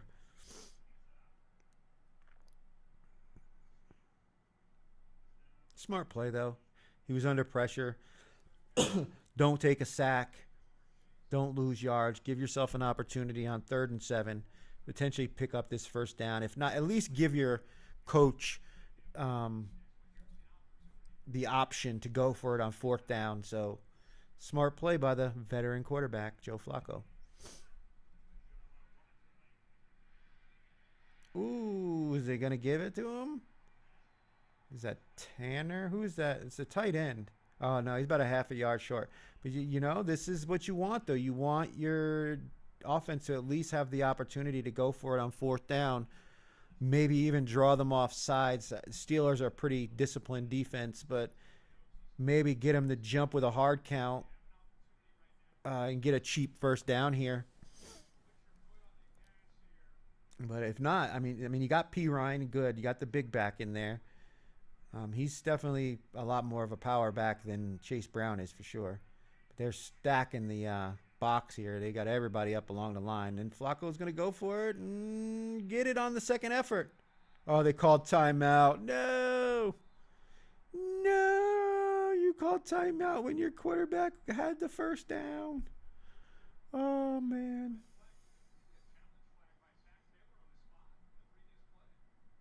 Oh, he's challenging the spot. Okay. Still, man, I mean, he had it. Flacco had it on the second effort. He got stood up at first, but he kind of rolled off the side of the pile, and he would have had the first down if I don't think they would have blew the whistle because you could clearly see that he wasn't being tackled. He's just piled up on the guys in front of him. Ah, shit. I think it was right, though. I mean, they might move it up a couple of inches, but it's still not a first down. Oh. And now you've taken the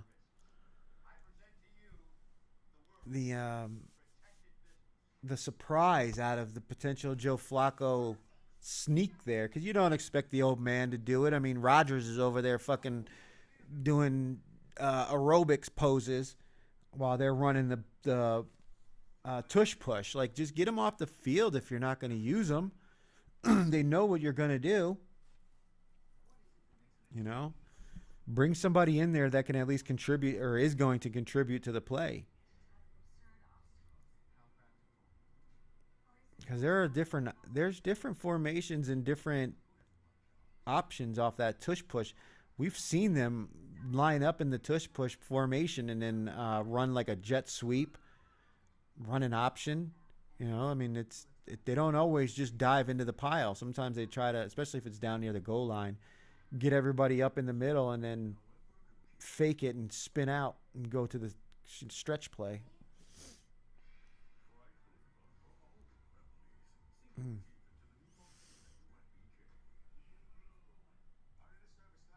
Oh, it was Yosivas. That's who it was. Yeah. I mean, it's already coming up on the feed here. Lost challenge, call upheld. Yeah, you weren't going to get a first down out of the deal. I mean, I know it was a free, is essentially a free timeout, but he's going to lose that challenge. And especially because they had the first down. And now the Steelers are going to be expecting something. So I doubt they're going to do two quarterback sneaks in a row. So now what?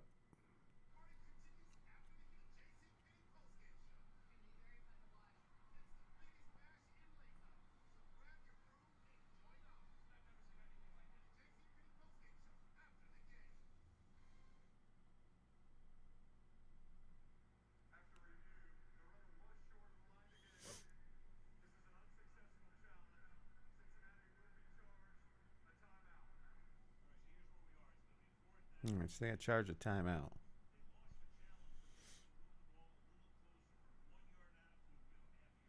Yeah, they moved the ball, but it wasn't a first down. It wasn't. Who the hell told them to challenge that? Now, if they don't get this, it's. And they're stacking the box again. He's switching the play. Yep, and he snuck it again. And he got it. You know, Joe Flacco is a tall quarterback, so when he leans forward on those bodies, he's not touching the ground. And he got pushed by the tight end right on the cheeks. And he's just sliding forward.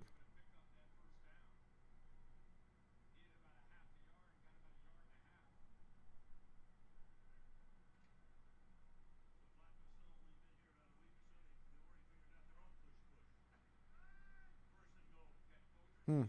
Tush push with the 40-year-olds plus quarterback that you just got in a trade.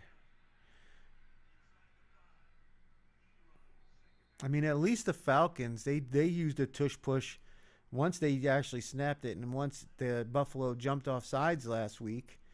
Um, but they had Felipe Franks come in, who was a quarterback at one time and is now a tight end, come in and actually go under center. You don't put your best guy in harm's way here. You got to bring somebody else in and run that shit. Just like Rodgers, man. Get him out and bring somebody else in that can contribute to the play. Nobody thinks he's going to be involved when he's not under center.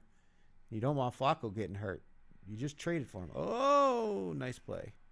Ramsey knocking it away on second down. Third and goal.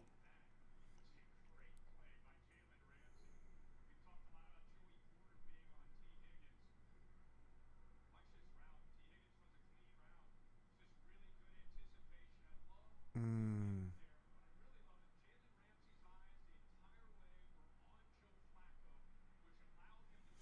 Third down. They either got to score or get a penalty.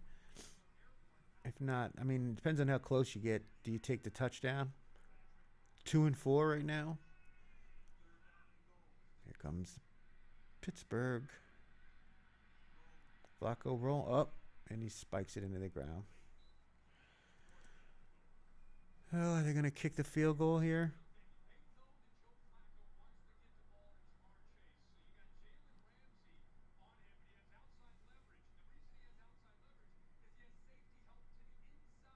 Hmm.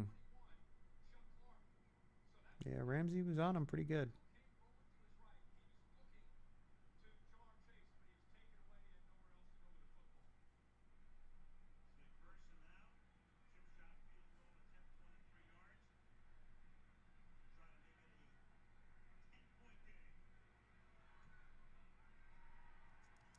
And there it is.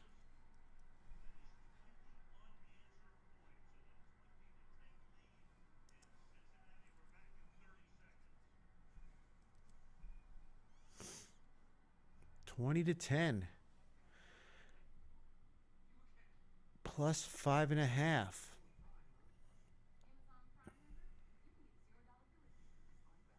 Dogs have been money the last couple of weeks on Thursday Night Football.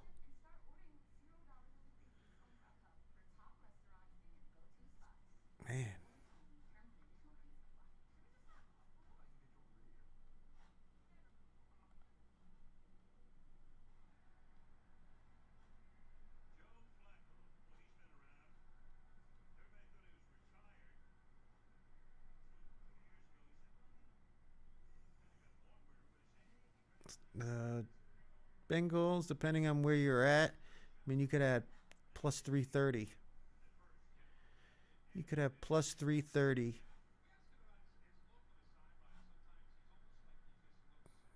Money line. Right there. 210, 215, plus 330.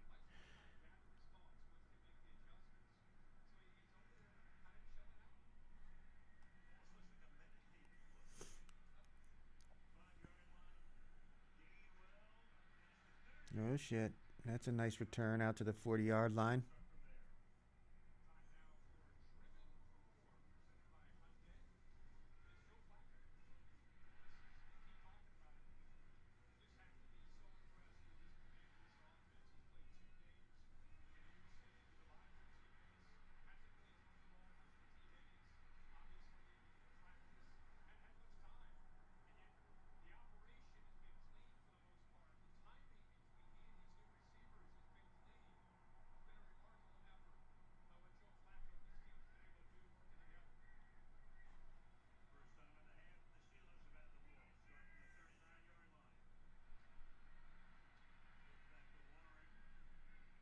Hmm.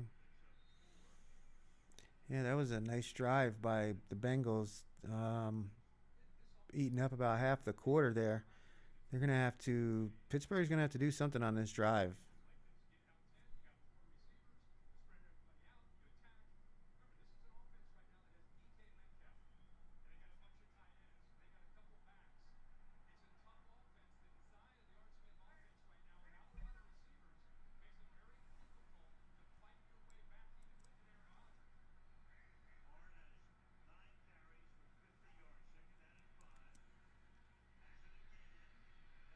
All right, first down, Pittsburgh at the 50. Be sure to hit that like and subscribe button.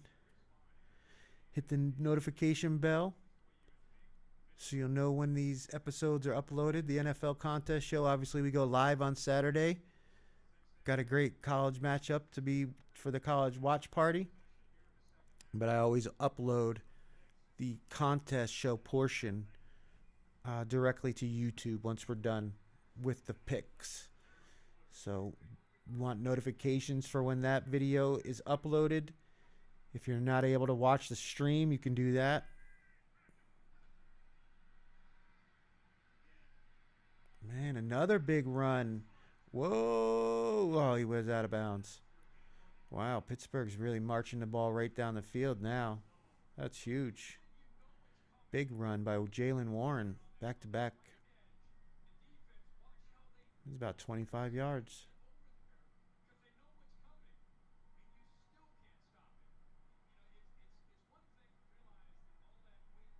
Man, if he didn't lose his balance, he could have broke that.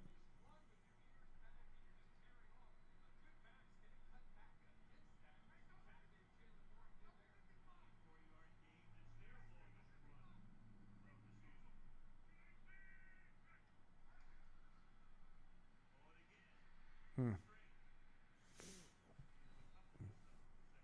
I mean, these guys do get tired. That's 3 runs in a row. Like, try to call something else there on first down, like a pass, play action.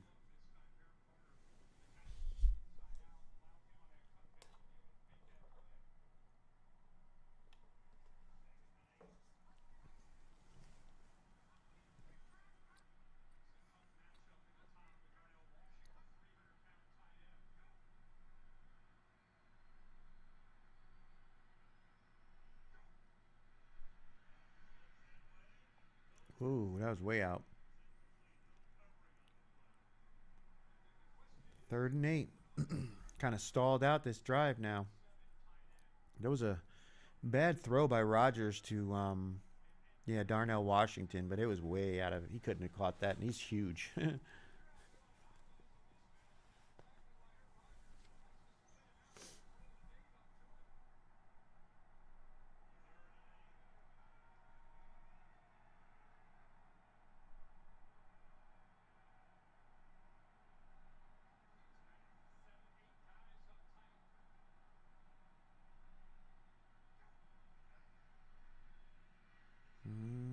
Oh, he got the first down. Wilson. Wilson? Yeah, Roman Wilson. Rookie out of Michigan.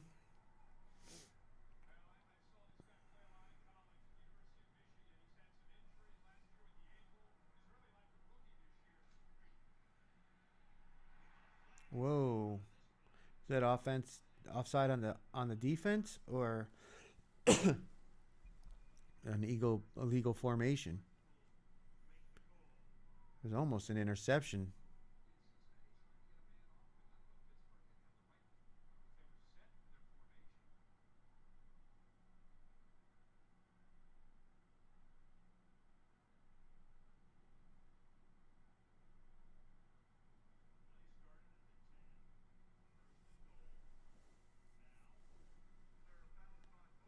Oh.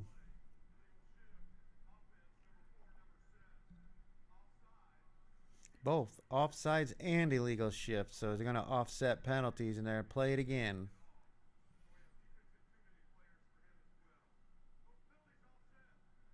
Man, there's all kinds of penalties. Too many men on the field. Illegal shift. Offsides. Like, damn. Oh, because he tried to snap it fast. The guys didn't get set. What? I don't know about that. But all right, it's first and 10 at the 10-yard line. Are they going to score? Bengals really need to keep them out. Oh, fake. Oh, and back to Washington, and he got. Oh no. Well, okay, he broke the first tackle, but got tackled immediately after.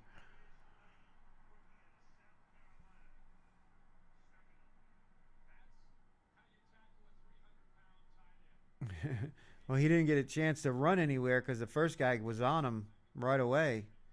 They read that play perfectly. Yeah, he didn't have no chance to get that 300 pounds moving, getting the momentum behind him. Whoa! Oh, nice play by the defense. Knocked it out of his hands. Now it's 3rd and 18. Holding them to a field goal attempt here would be a big win for this Bengals defense. The way their offense has been playing so far this game, I mean, they should score some more points. Holding them to a 3. Oh, shit. Man down. Man down for the Bengals. Looks like he's got a cramp, though.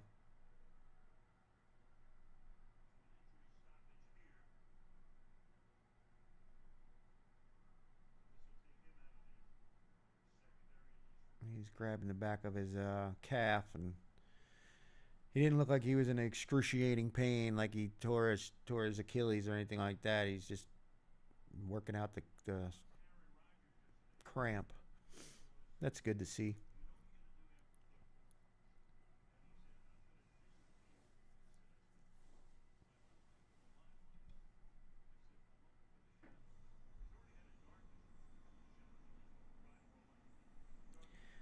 They can't. I mean, it's 3rd and 18. The last thing they can do on this play is give them a cheap first down with a penalty. So they got to be smart here. And yeah, he's running off, so he's okay. But they got to be smart here on defense and rally and tackle and hold them to a field goal attempt. But do not hold on the secondary. No illegal contact.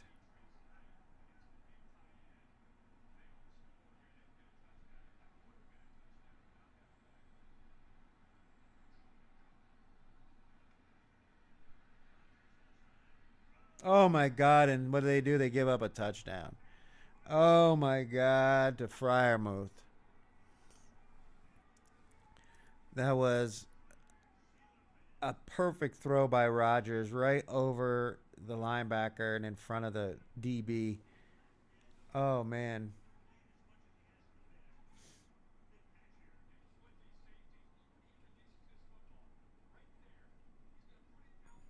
Yeah.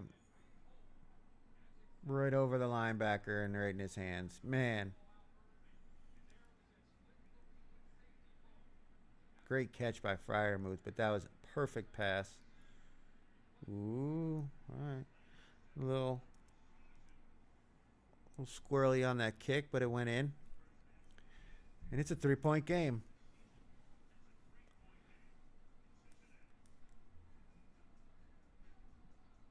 .355 left in the third quarter. Bengals really need to score a touchdown here.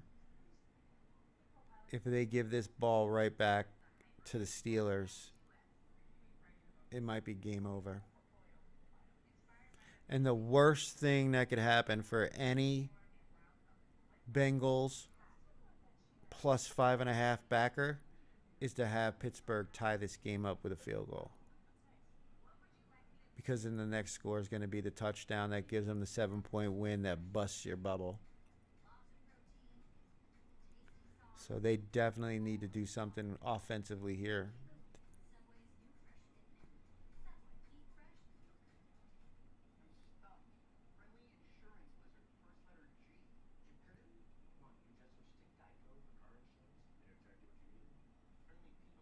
Mm.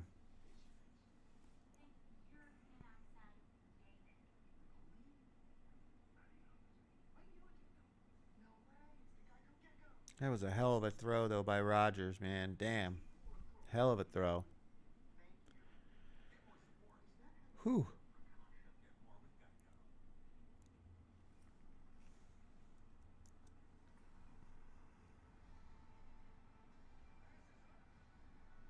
Again, make sure to join us Saturday, 6 p.m. Pacific. We'll be giving out the Week 7 Circa Millions picks, my 5 selections for Week 7. On a 12-3 run over the last 3 weeks, 18-12. We're in 280-something place.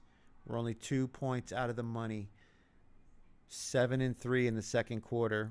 So we really need to have a strong week.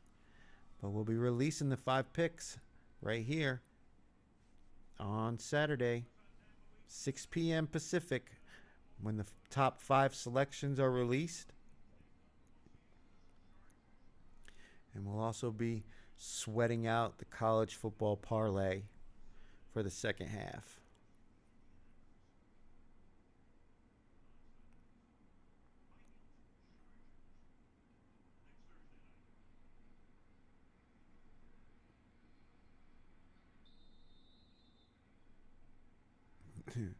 Aaron Rodgers facing Joe Flacco. Like, what year is this? When am I living in? Am I living in a sim? They've also changed the rules so that hitting quarterbacks and that kind of shit is kind of frowned upon at this point, like to the point where these guys can play to old age because they've got the arm and the size to play.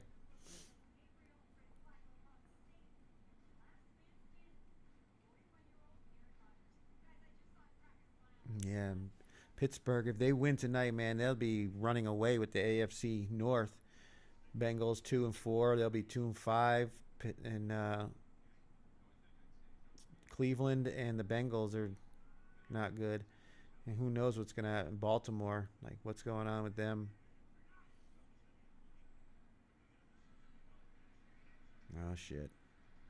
And they lose yards on first down with a swing pass to the running back.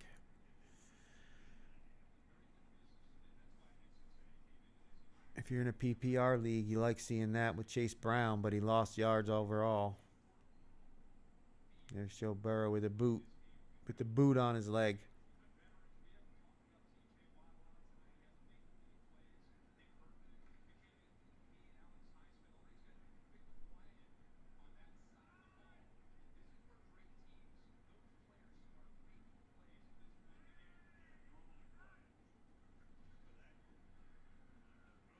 All right. Nice gain on second down. At least makes third down a little easier. Opens up the playbook a little bit more.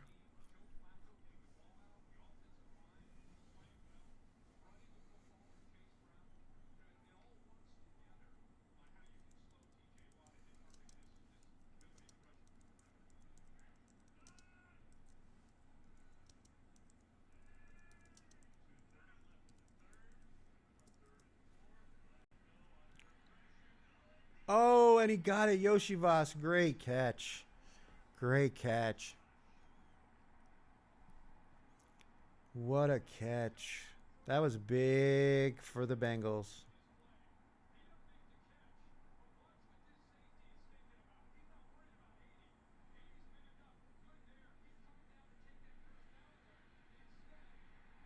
No safety over the top, and he just dropped it in a bucket.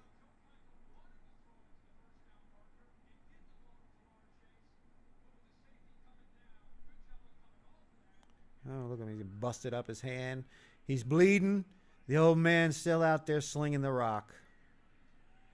Watch it, Joe. Oh, okay.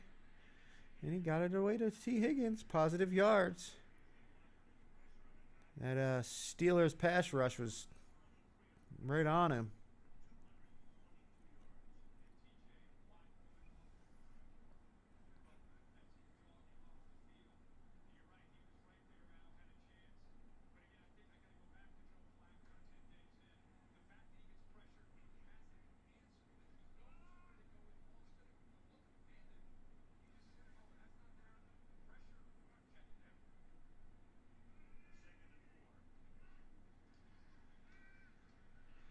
All right, a little quick pass for a first down to Jamar Chase, and they're inside the 10. Score a touchdown here, and at least those with the plus 5.5 on the Bengals can breathe a little easier.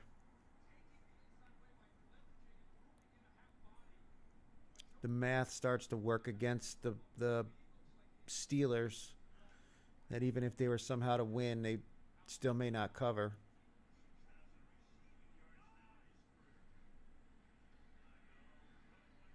Ooh.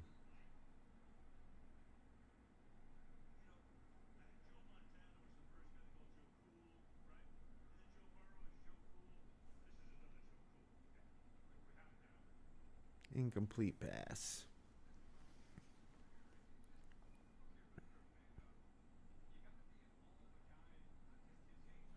So they've moved this ball down the field with 6 passes and 0 rushes. What do you think they're going to do right here? Think they're going to run the ball? I do. They want to get to the fourth quarter. And he hands it off. I knew it.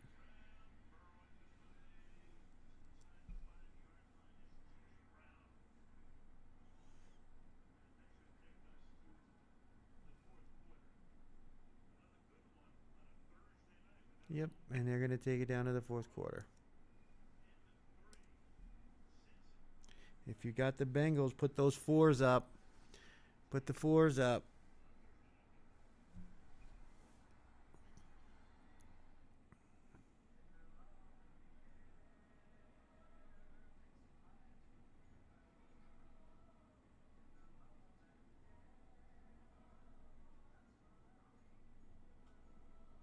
I got to say, with that run call there, it makes me feel like with the ball at the 5-yard line, this is 2-down territory for a touchdown for the Bengals. They wanted to make it a short play.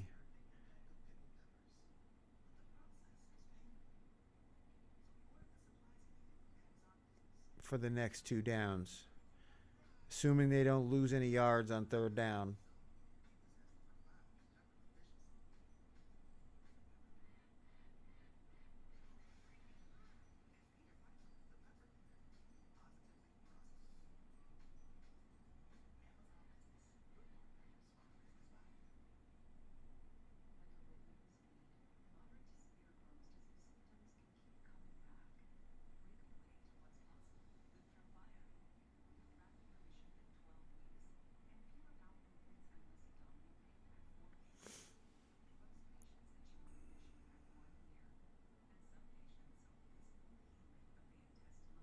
Gotta wonder, though.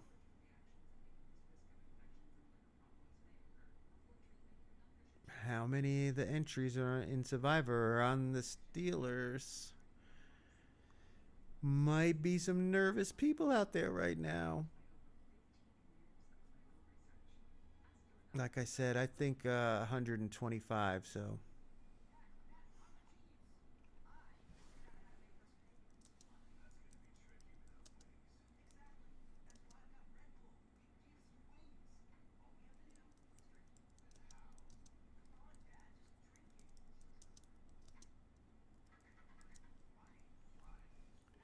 I guarantee you there's probably like one or two entries on the Bengals.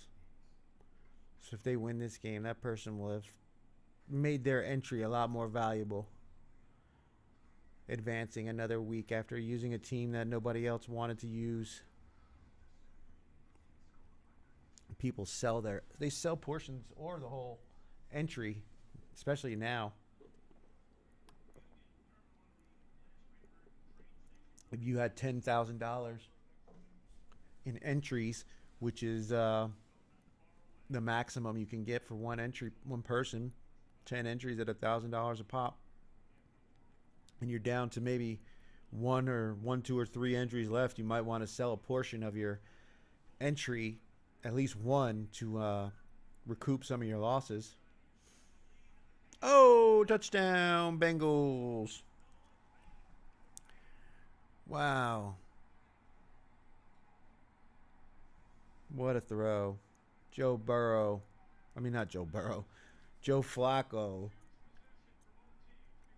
Another pass. I think they passed it 7 and ran it once.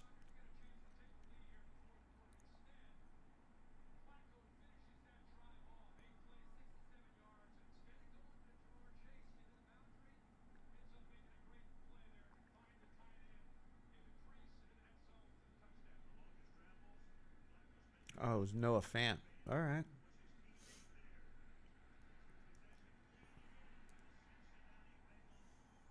Okay.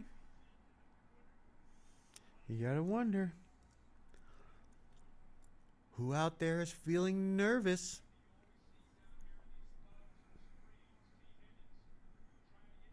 If you got Bengals plus the 5 or 5.5, you're good. I mean, I don't ever think a win is a win until the game is over, but you're in a very advantageous place after that touchdown. Just because of the way the math would work, they would only go for 2 touchdowns, which would give them a 4-point win.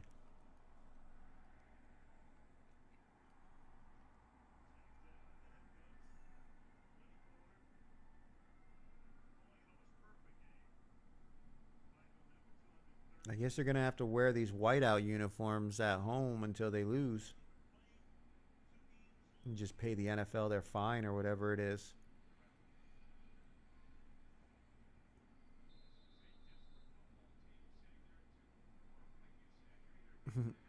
Aaron Rodgers hitting the smelling salts before he goes out there. Clearing out the cobwebs. All right. Basically 15 minutes ago. I mean, it only took 3 seconds off the clock for that touchdown. Whoa, whoa.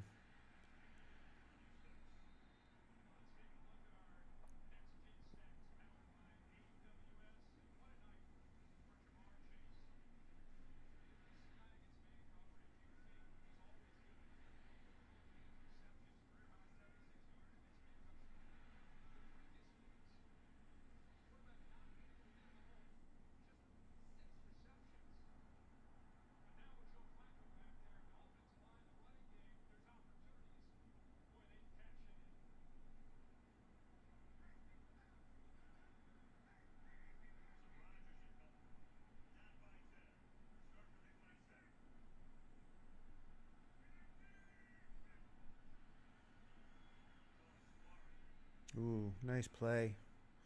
Big run by the Steelers. Oh, he's still going. Damn. That was blocked perfectly. Wow. He's had a few runs like that.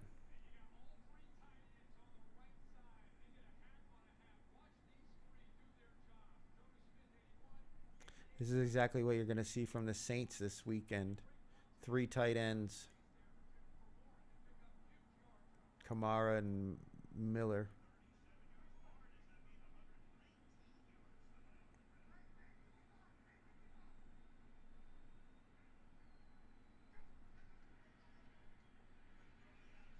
All right. Fryermuth now. Damn, he's still going.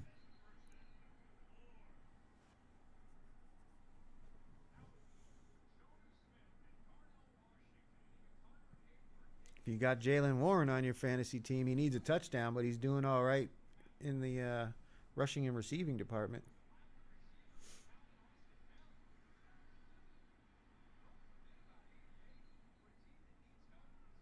Yeah, they're just moving this ball methodically down the field. It's doesn't take no time. Mm. Yeah, no gain on that one.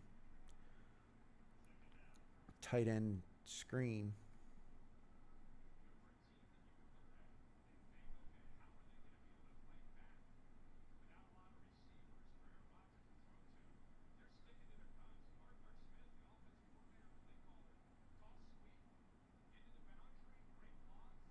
The way they move this ball down here, the 5.5 just got put back in the mix again.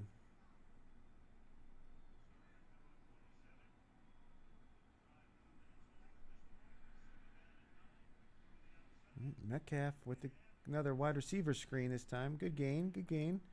What, 3rd and 5, 3rd and 4, somewhere around there?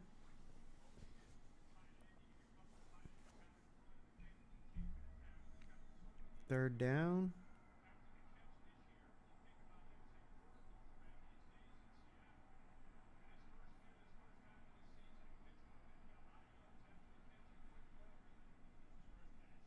If they tie this game up, man, all of a sudden that 5.5 starts becoming an issue. Nice play. Washington, first down at the 3.5 yard line. That is a large man. He is hard to tackle. Nice hands, too. I mean, he's got to be one of the bigger tight ends in the league, that at least catching and height-wise. Catching tight end. Nice, yeah, nice catch. That's a nice piece to have. Somebody that's that large who can be part of the blocking for the run game and catch the ball. Oh, he's still going. All right. Another run for Jaylen Warren.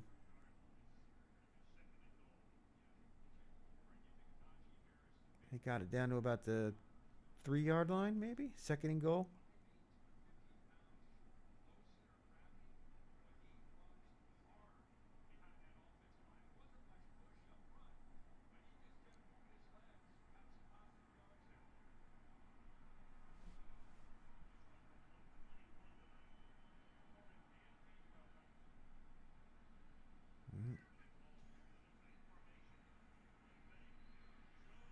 And touchdown, Washington. Way to reward the big guy for all the nice hands, though.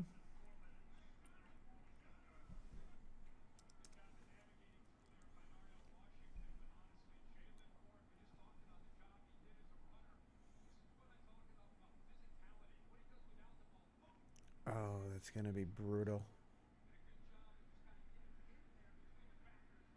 That was a fast touchdown. They got the ball back at 14:57 and they scored. It's 11 minutes on the clock still.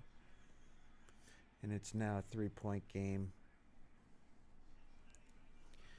With the time remaining and the score of the game,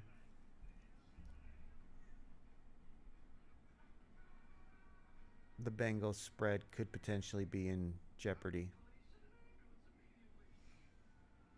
And it was looking so good.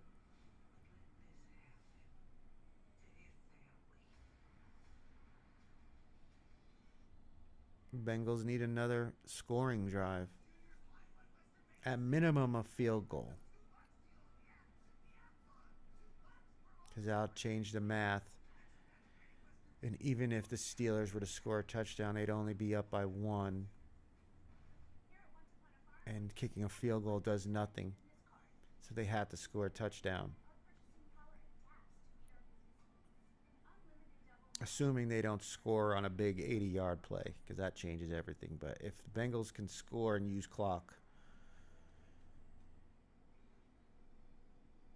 then they either force them to and kick a field goal. They would force them to have to go for a touchdown.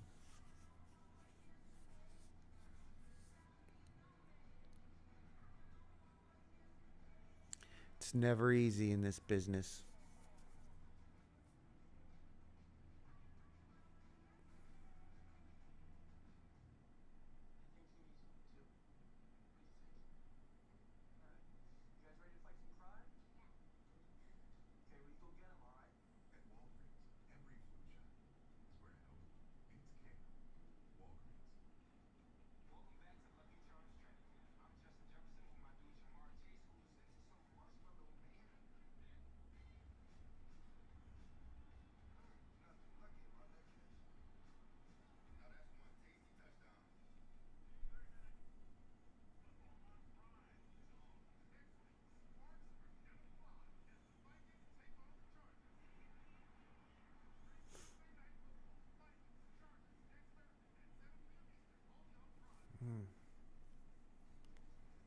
Vikings and Chargers next week.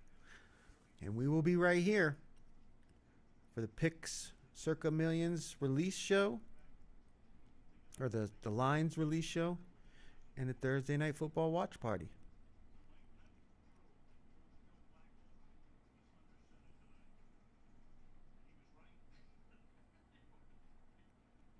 Big drive here for the Bengals. Oh, shit. Landed in the landing zone, so they're going to get it at, what, the 20? Yeah.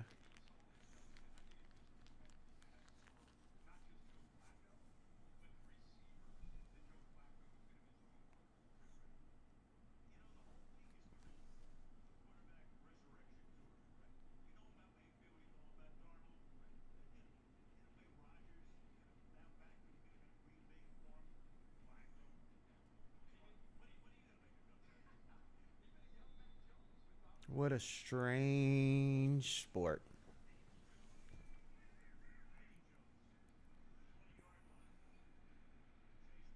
Okay, nice run by Chase Brown on first down there. Another first down.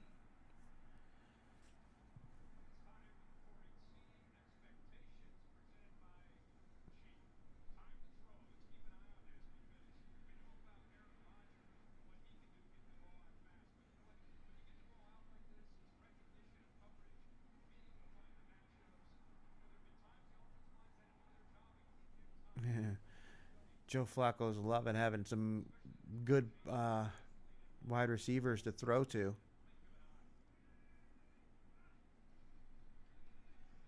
Uh-oh. Play action. Nice play.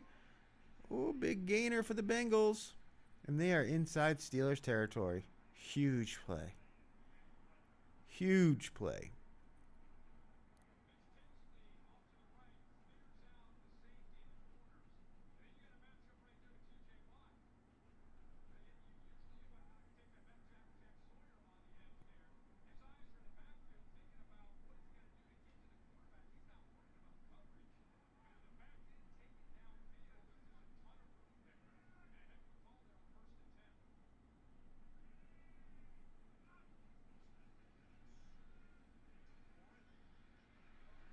Uh-oh. That's incomplete.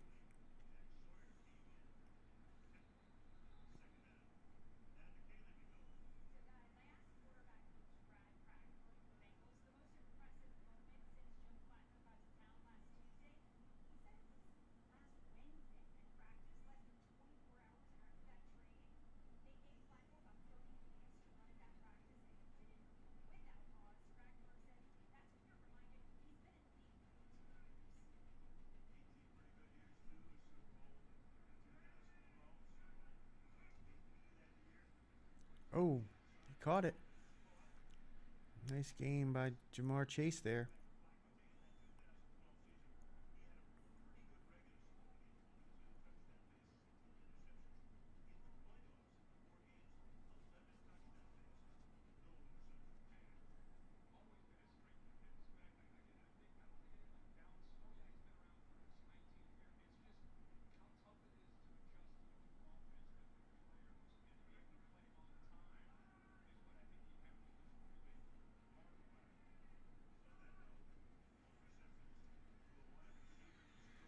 Oh, that's a first down and more by Jamar Chase.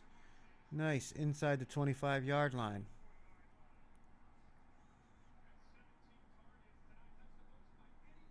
17 targets he's gotten so far tonight. Man, he is just lighting it up.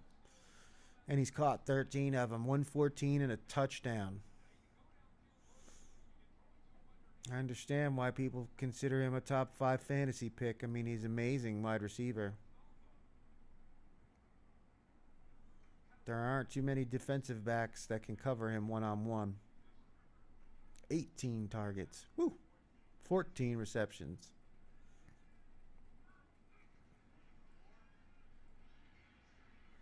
All right. Well, we hit the over in this game.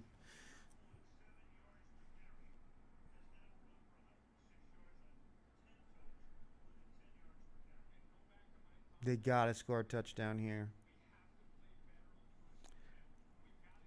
Anything less than a touchdown here leaves the door open for the Steelers to steal this win.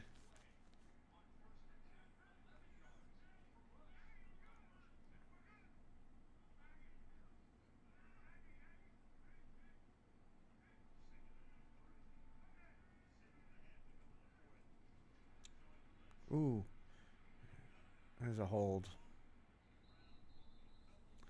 They had somebody blitzing up the middle, and he came right through the line, and that lineman just grabbed on.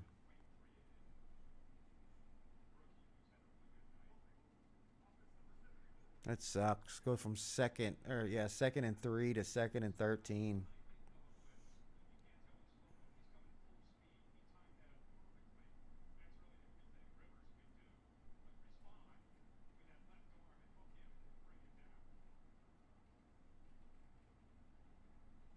He would have blown that entire play up if he didn't hold him.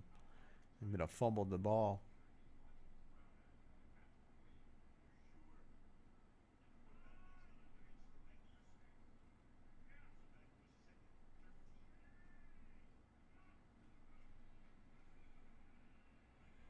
Oh, dropped it.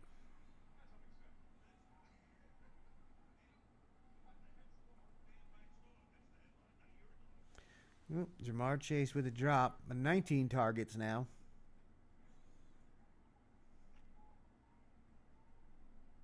Hit him right in the hands, too. Wouldn't have been very much of a gain, I don't think, unless he broke a tackle, but he can definitely break a tackle. Man, if they kick a field goal here.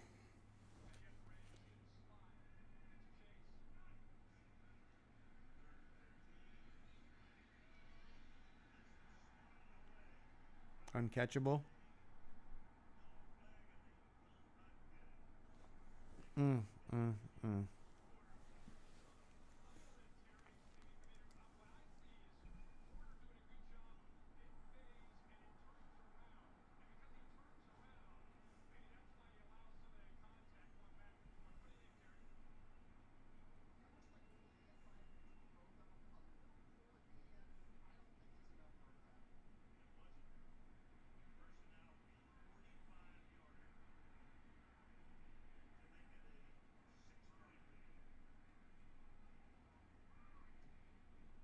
Mm.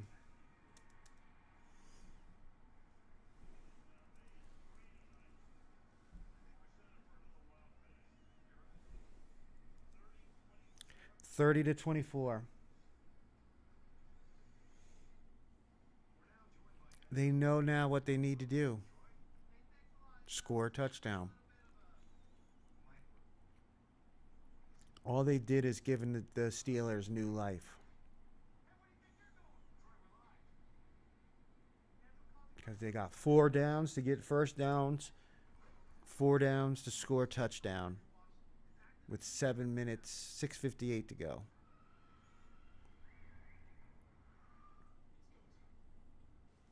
I think they're going to regret that.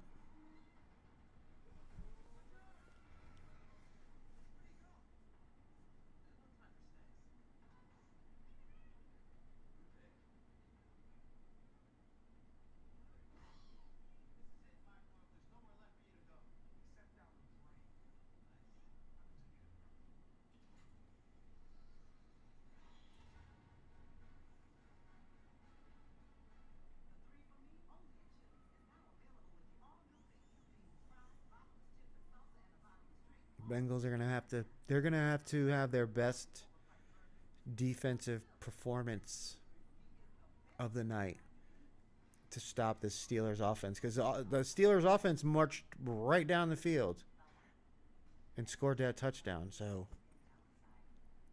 there wasn't a lot of resistance by the Bengals defense last time. That holding call was just a killer. Going from second and 3 to second and 13.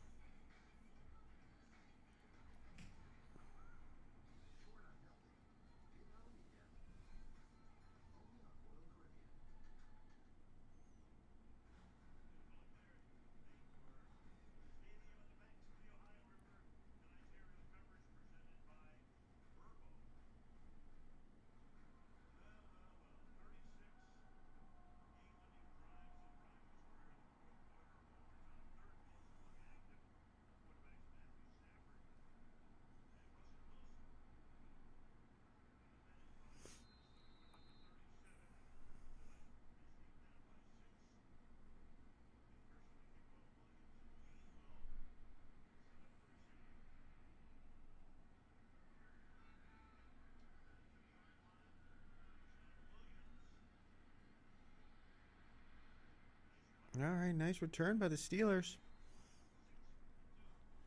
And I mean, like I said, the Bengals defense is going to have to have their best stand because now they know what they have to do. Keep them out of the end zone.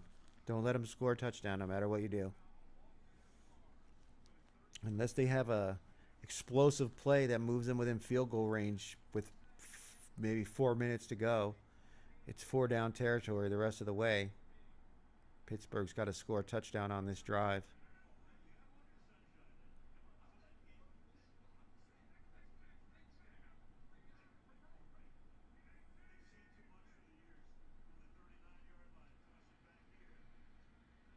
All right. Good start for the Bengals defense. Short gain on first down. And they're going up tempo at least. Keep their tired defense on the field.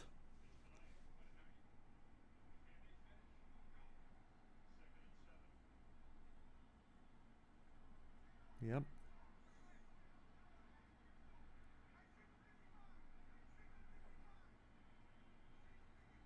Smart though.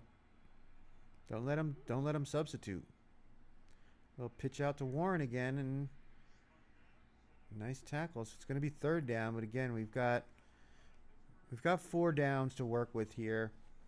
Pittsburgh has all 3 timeouts. I guess theoretically they could punt if they had to, if they lose yards here, and try to pin them back, flip the field. It's 3rd and 4 though. Without a negative play, I think they got to go for it on 4th down. I don't know though. You do give them the ball basically in scoring range if you don't get it. Here we go, 3rd and 4.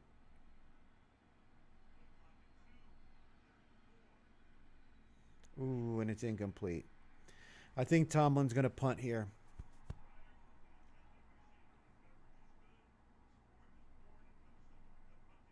Yeah, pin them back. See if your defense can make a play. And if you have to, you got 3 timeouts. For the Bengals, all about first downs. Get the first downs, win the game. It's that simple. Protect the ball.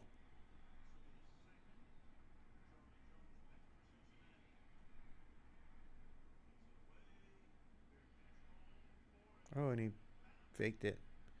And down about the 10-yard line, 11-yard line. So 5:16 to go. Bengals backed up in the shadow of their own goalposts.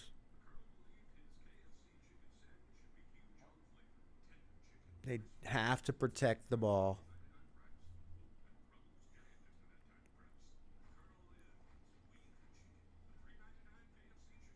Because the Steelers are good at forcing fumbles. We've seen that. And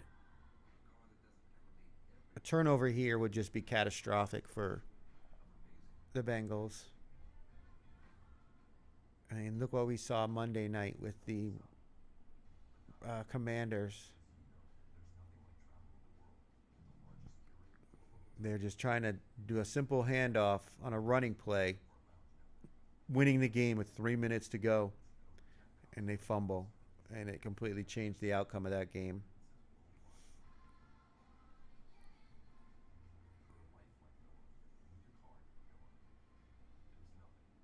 And there's no, just like that game where the Commanders were only winning by 2, there's no room for error with the Bengals here because a touchdown and obviously a converted extra point wins the game for Pittsburgh. So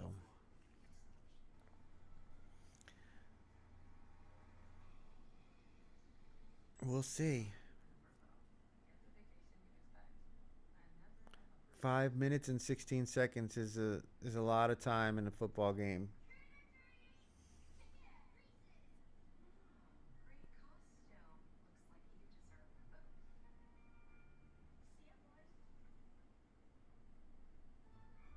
And that I gotta say that Eagles game, Eagles Rams, until the game is finished. I said it earlier. I shouldn't have said it earlier. The 5.5 was good. It's never quite as easy as that. I could see images in my mind of how that spread could get destroyed. Some kind of stupid turnover here. Pittsburgh gets a quick touchdown, and then something happens where they do some pitchy woo-woo shit and, get extra points in the game. I remember I won a bet. It was the Rams over team total. It was against the Raiders. And they were winning. And the Raiders started throwing the ball, even though I think they were down by 2 scores. They were still throwing the ball with like no time left. And the guy picked it off and ran it back in for a touchdown that gave us over the team total.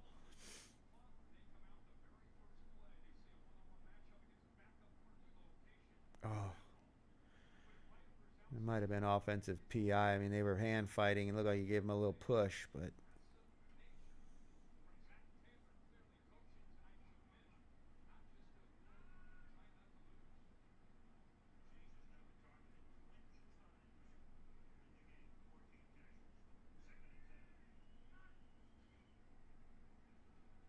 oh shit, Joe Flacco with a little quarterback sneak, and he gets down for the first down. The old man pulled the ball. Nice play, Joe. He faked like he was going to run it, pulled it out of the belly of the running back, and runs a bootleg for a first down. Big play. They needed that. Now the clock continues to run. They got a new set of downs. Big play. Old man had some wheels there. He was running like they said there was some free tapioca pudding. Like somebody said it was time for bingo. Oh, shit. Oh, nice catch by the defensive back, but it was out of bounds, clearly. A hell of an effort.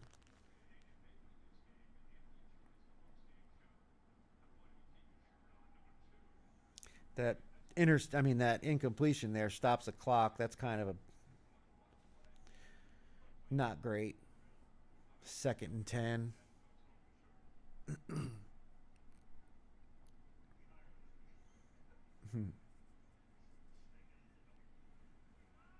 Pittsburgh still has 3 timeouts. They get this ball back, and it was a nice. Oh shit! And they sacked them. Oh, watch it, Hayward.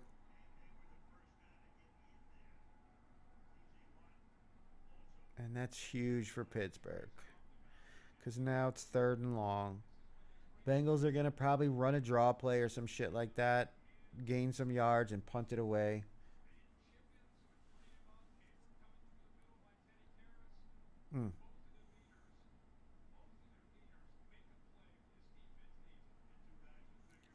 Pittsburgh just can't commit a penalty here.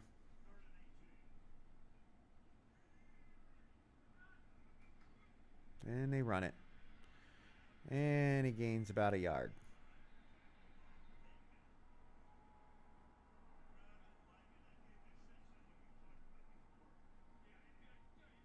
Kind of surprised Pittsburgh didn't use a timeout there to conserve as much time as possible.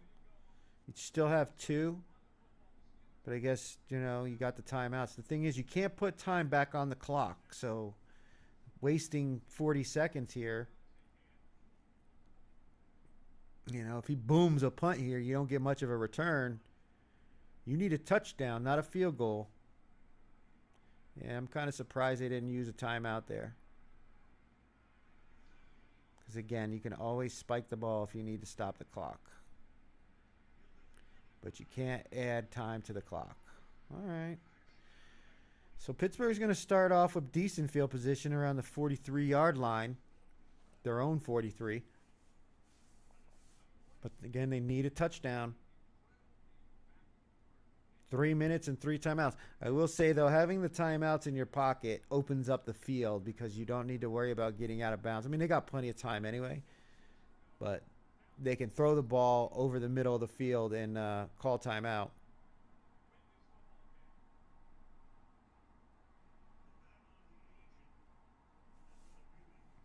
Hmm.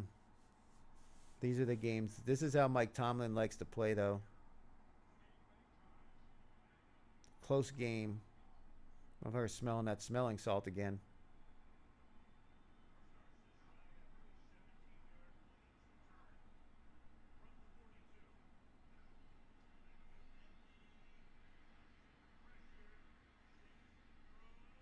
Oh. Rodgers scrambles out of the pocket, throws it to Washington, but it looked like it got tipped by one of the Bengals defenders there.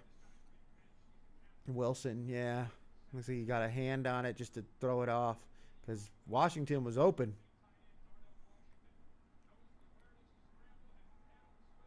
Yeah.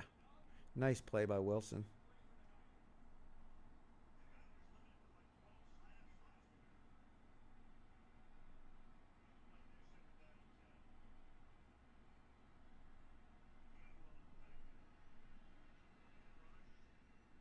And first down to Wilson at the Bengals 45-yard line. Flag. Holding offense. Oh, bring it back. Bring it back. Great catch by Wilson, brought negated by a holding call on 77 Jones. Man, oh man, I don't know about that. Maybe.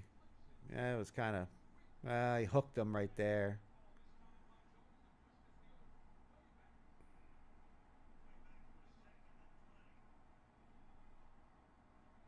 Second and 20.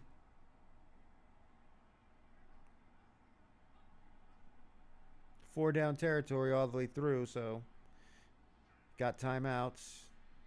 You just can't take another negative play. Oh, shit. Oh, my goodness. No way. Freiermuth with a touchdown.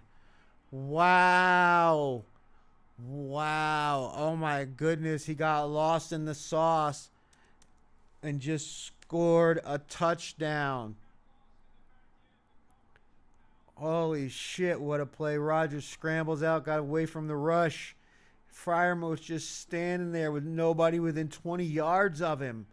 And we're tied at 30 with the extra point. Extra point to go.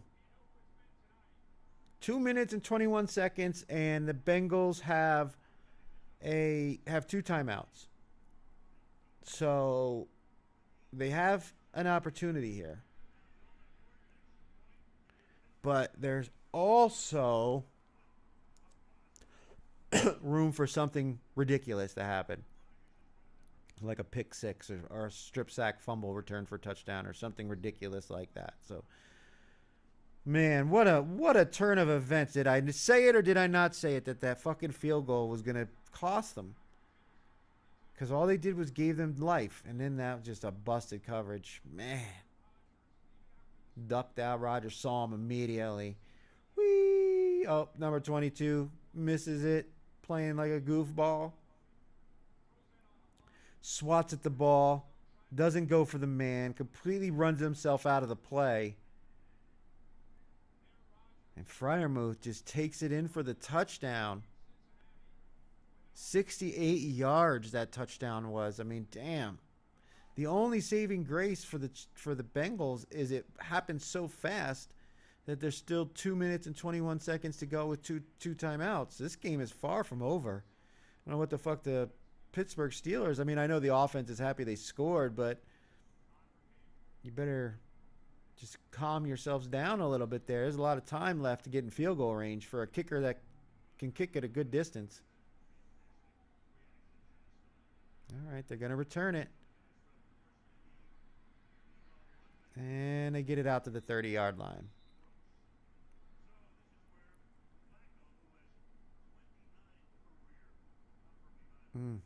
What a game. What a game. If you have Pittsburgh in the Survivor, You need to put some donation money in the bin this weekend at church, or donate something to charity to the dog, the animal shelter or some shit, because your opportunity to win $18.5 million may have been saved for at least another week in a situation where you really probably should have lost. But there's still time to go. A lot of time left. Here we go. First down. 2:15 remaining. And there's a nice play to Jamar Chase. Doesn't get out of bounds, though, which is kind of ridiculous. It's going to go down to the 2-minute warning.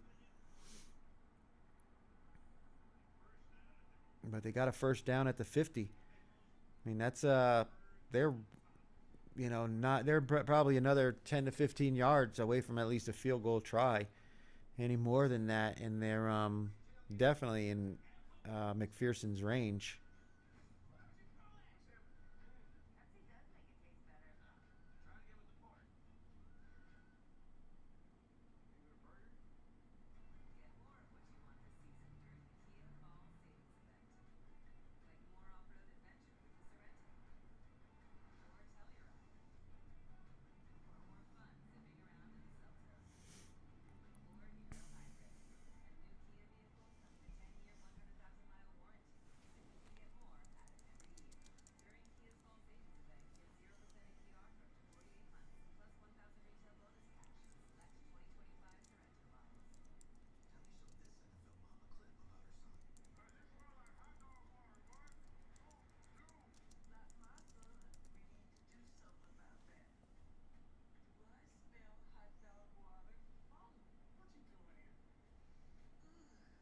Survivor. I mean, I said 125 out of whatever the 4,200 remaining entries. So, again, I think Thursday Night Football may have a warning sign attached to it with the way these underdogs have won outright the last couple of weeks. And now here we are with the Bengals with an opportunity to win. They have an opportunity to win.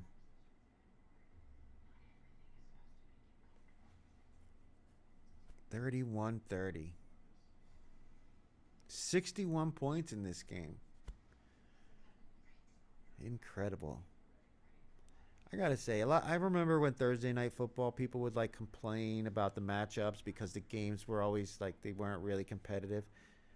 There has been nothing to complain about with Thursday Night Football this year. The games have been great.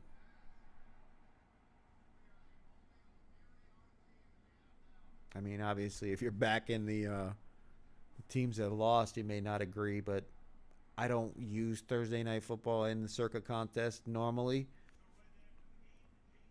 So I mean, sometimes I have bets on the game, but I don't use it in Circa. So bets, obviously I never want to lose on my bets, but I understand that it happens. I hate when I pick a Thursday night game for Circa and I lose, because then I got to fucking wait all till Sunday. Okay, Jamar Chase.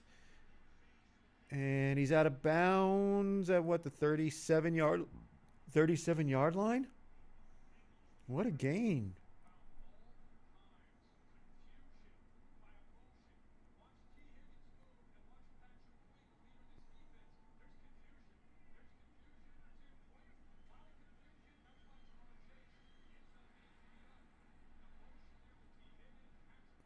Where's he at?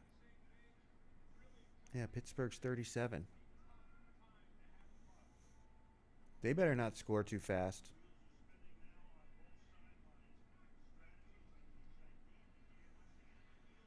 All right. Run by Chase Brown for 2 yards. They're trying to use the clock and force Pittsburgh to use their timeouts, which they just did. Here's their first time out of the game.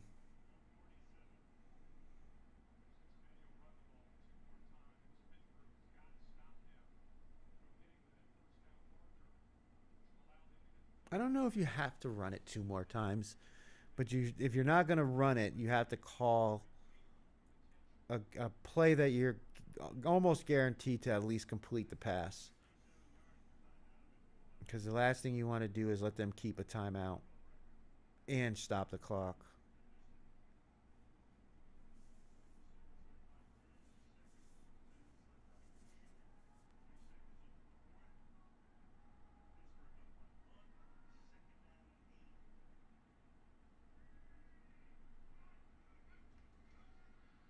Okay, and they're throwing it. Nice touchdown. Or no, it would have been a touchdown, but T. Higgins goes down and stop, or he was forcing him to use the clock. If he scores, they still have time on the clock, I guess. I guess it was a good play. I mean, he was probably going to get tackled anyway, but great play by Higgins.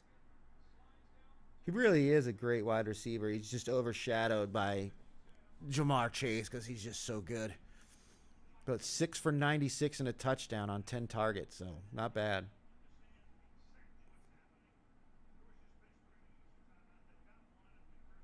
So that's the second timeout by Pittsburgh, and it's 1st and goal. Now they can run the ball.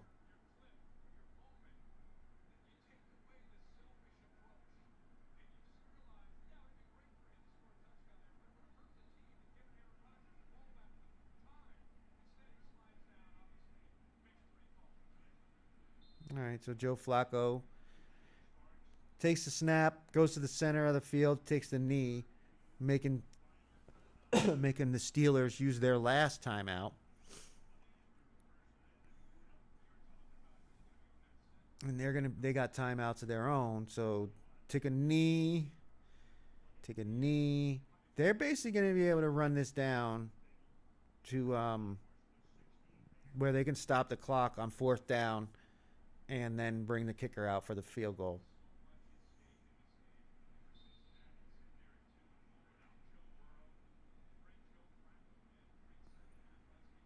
Yep, and that's exactly what they're going to do. And Flacco steps back a little bit, wastes a few extra seconds, then takes a knee. Clock is ticking.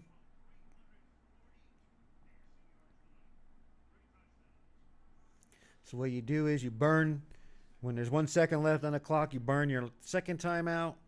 He comes out, he takes the knee. And you let it go all the way down again. Call your final timeout. And there might be a couple seconds left on the clock. No. Because they're going to run it all the way down to 1 second before they call timeout.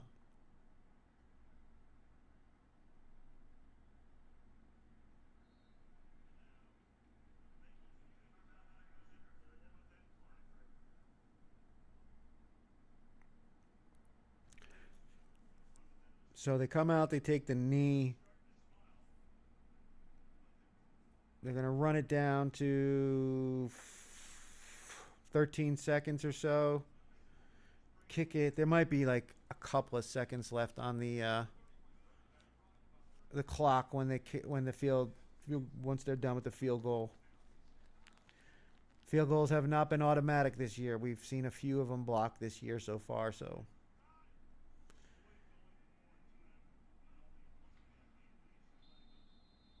all right. So there's a 10-second difference in the clock.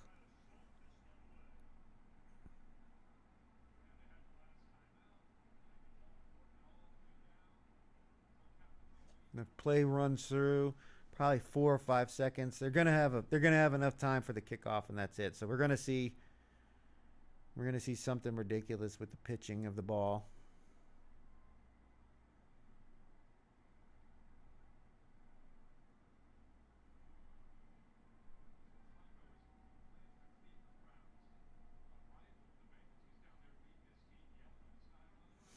All right, so 11 seconds on the clock with Cincinnati calling their final timeout.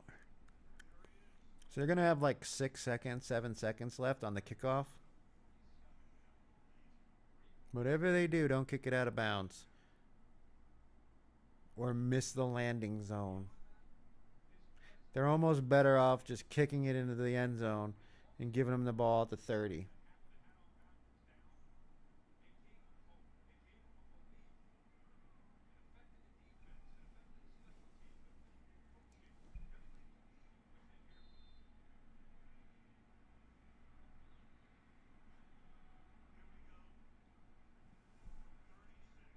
$36-yard field goal.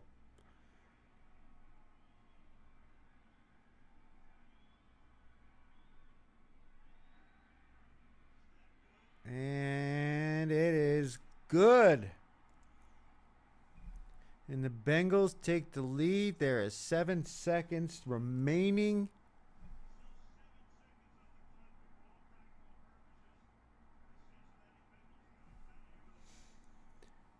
And now, what they need to do is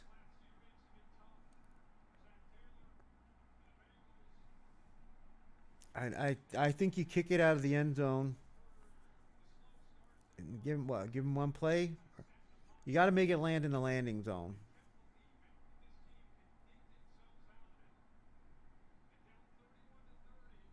Mm.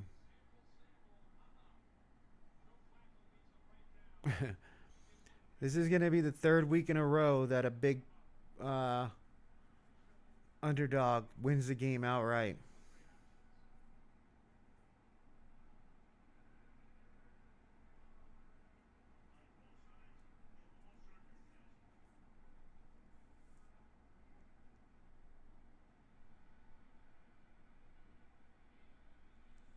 What a game.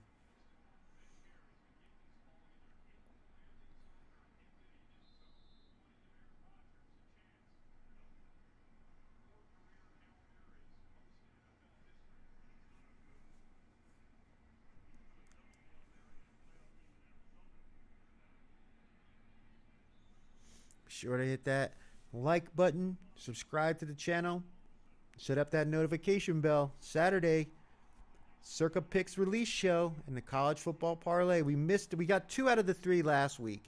We missed on one. Auburn didn't cover the spread. The week before, we hit the 6-1. The 6-1 parlay. All 3 of our bets covered, or actually there was over-unders. So hopefully we can hit another one this year.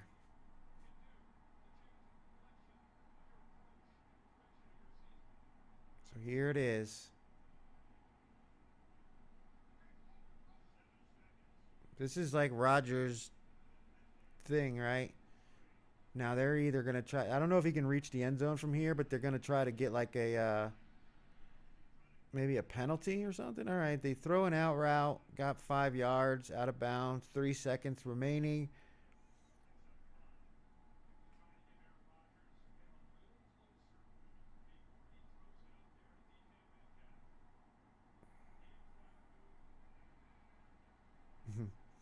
Rodgers is like, this is my shit. Just block these motherfuckers long enough for these guys to get down the field in the end zone, and I'm going to throw it as high as I can. And somebody catch the damn thing. Are they going to bring pressure? Or are they only going to rush 3? They're rushing 3. All right, they got a 4th man just watching him. There's Rodgers. He's got the arm to make it. Knock it down. And the game is over. He had the arm to make it down there. He threw that from the 30-yard line, and it would have been in the end zone, but they knocked it down, and the Bengals win 33-31. This is what, the 3rd week in a row that the big dog at home wins the game. Well, the 49ers were actually on the road when they won. But what a game. All right, everyone. That's the end of the stream. I want to thank everybody for joining me. Again, hit that like and subscribe button, the notification bell, all that good jazz.